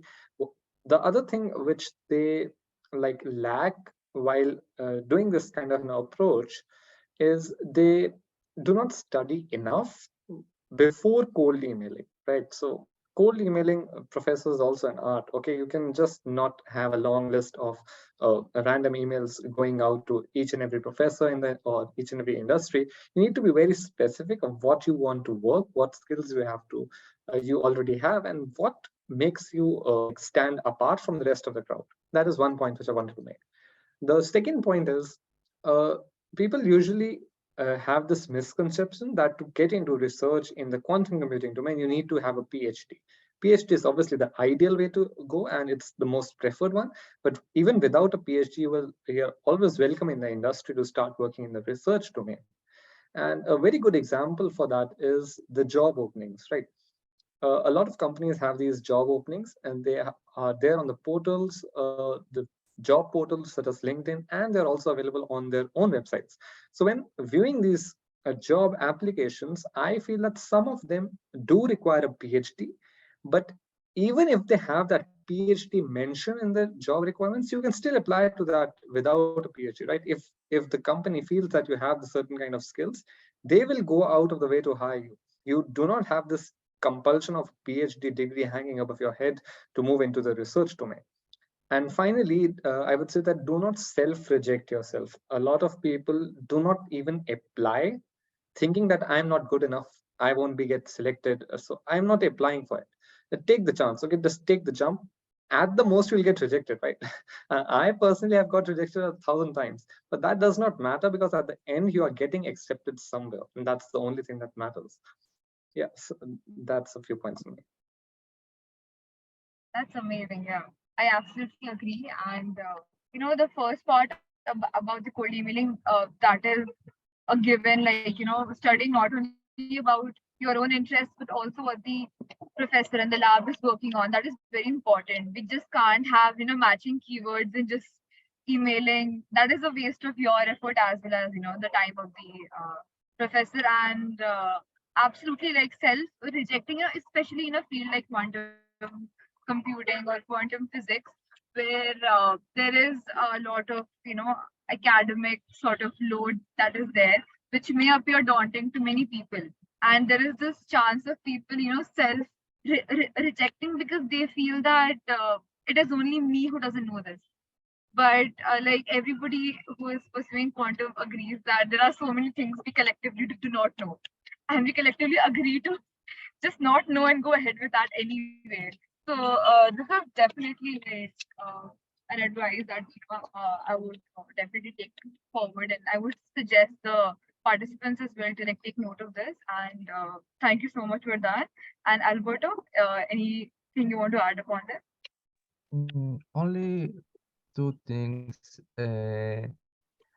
Actually, I remember one suggestion to give me one developer from Zapata Computer is, you're interested in the industry. It's not necessarily a PhD or a master's. He has only a master's degree. The background he was interested. He was physics in undergrad, and master it was electronic. It was so weird because it's not connection, and he was working in quantum developer. He told me it's not necessarily a master. He needs, or what is your laboratory, what is your adversaries, what are you doing, what is your projects. He needs, or the company needs, to see your GitHub. What is your project? What is the benefits? What is your skills? You are programming. What is the benefits in your programming skill in quantum computing stuff? Not necessarily machine learning. You're specializing in one topic. What is your projects, your portfolio? In this case, you need to prove, not necessarily your paper. If you work in a paper, that is great, but in the industry, it's not necessary. You need to see what is your skills. So one recommendation is participate in different events or improve your projects. If you see one project and says, okay, I want to stand this for this tutorial, if they say this 15, I change to 27, for example. I don't know what project, but I would like to try it. That helps you a lot of, because you understand, you modify one concept for in your mind for another product. It could be a similar idea, but you understand the project, you don't understand the algorithm. That is the challenge. It could be simple way to say, but it's complicated when you're working in quantum computing. So improve your skills and improve your project, your GitHub, in coding. If you're specific working in programming quantum computer algorithms or quantum machine learning, quantum geometry, that is the best way. Like Burden say, Penny Lane has a good example of quantum chemistry and quantum machine learning. It's amazing course. If you want to improve that area, that exists possibilities. Another way exists another jobs, not necessarily quantum computer companies only work or focus in quantum algorithms or quantum process. Exists machine learning, programming or software engineer, and it's necessary. You are working with complete different backgrounds, or quantum educator. Exists another career, try to teach another person the benefits for quantum algorithms. That is not simple way. That is another challenge. And that is not necessarily a PhD or a master. If you are undergrad and you had the skills necessary to explain quantum computing for a basic, a simple way or basic word, that is another way. So exists infinite possibilities in the quantum study. The complicated part is, well, how we can start. So I think this kind of events is the most important, because you can see different ways, different activities, and all the most important is I can start or I can wait. I think that is the problem. But I love these kind of events because exists a lot of people enthusiastic in this area, and I hope that's continue or improve this technology for the next year. So yeah, that is all for me. Thank you so much, Alberto. That was a very, very, to be honest, I felt that you have, wrapped up the spirit of the entire event that has been conducted in a very nice way. So thank you so much for that. Thank you so much for joining us, Alberto and Vardhan. Like, I'm really happy that you people joined us today for this panel, and it was extremely beneficial even for me, and I'm pretty sure the participants share the same sentiment. And with this, I think we approach towards the end of this event. Reena ma'am, would you want to take over? Actually, we should wrap up. It was a very, very useful discussion. I think if there are people in this group who are interested in, apart from, I know most of you are interested in technical work, but what we are trying to do right now is to create a framework for, what should be the right way to approach skilling. So if there's somebody who finds that interesting and wants to volunteer to work on that, in the process you learn something as well, then do reach out to me. Drop me an email at reena@qutci.org. And I hope everybody got something out of this session. Definitely, this is just one part. We never do sessions for session's sake. It is always part of a bigger picture. So this will act as input for some of the work that we are trying to do. So thank you very much. And I hope, please continue to engage. If you have any questions, ideas, suggestions, please drop them at info@qutci.org. If you want to become a member of QETC, again, you can reach out to any one of us or drop an email on that ID. And thank you very much for all the panelists who took time from their busy schedules to come and have a discussion here. And thank you everybody for joining. Have a good day.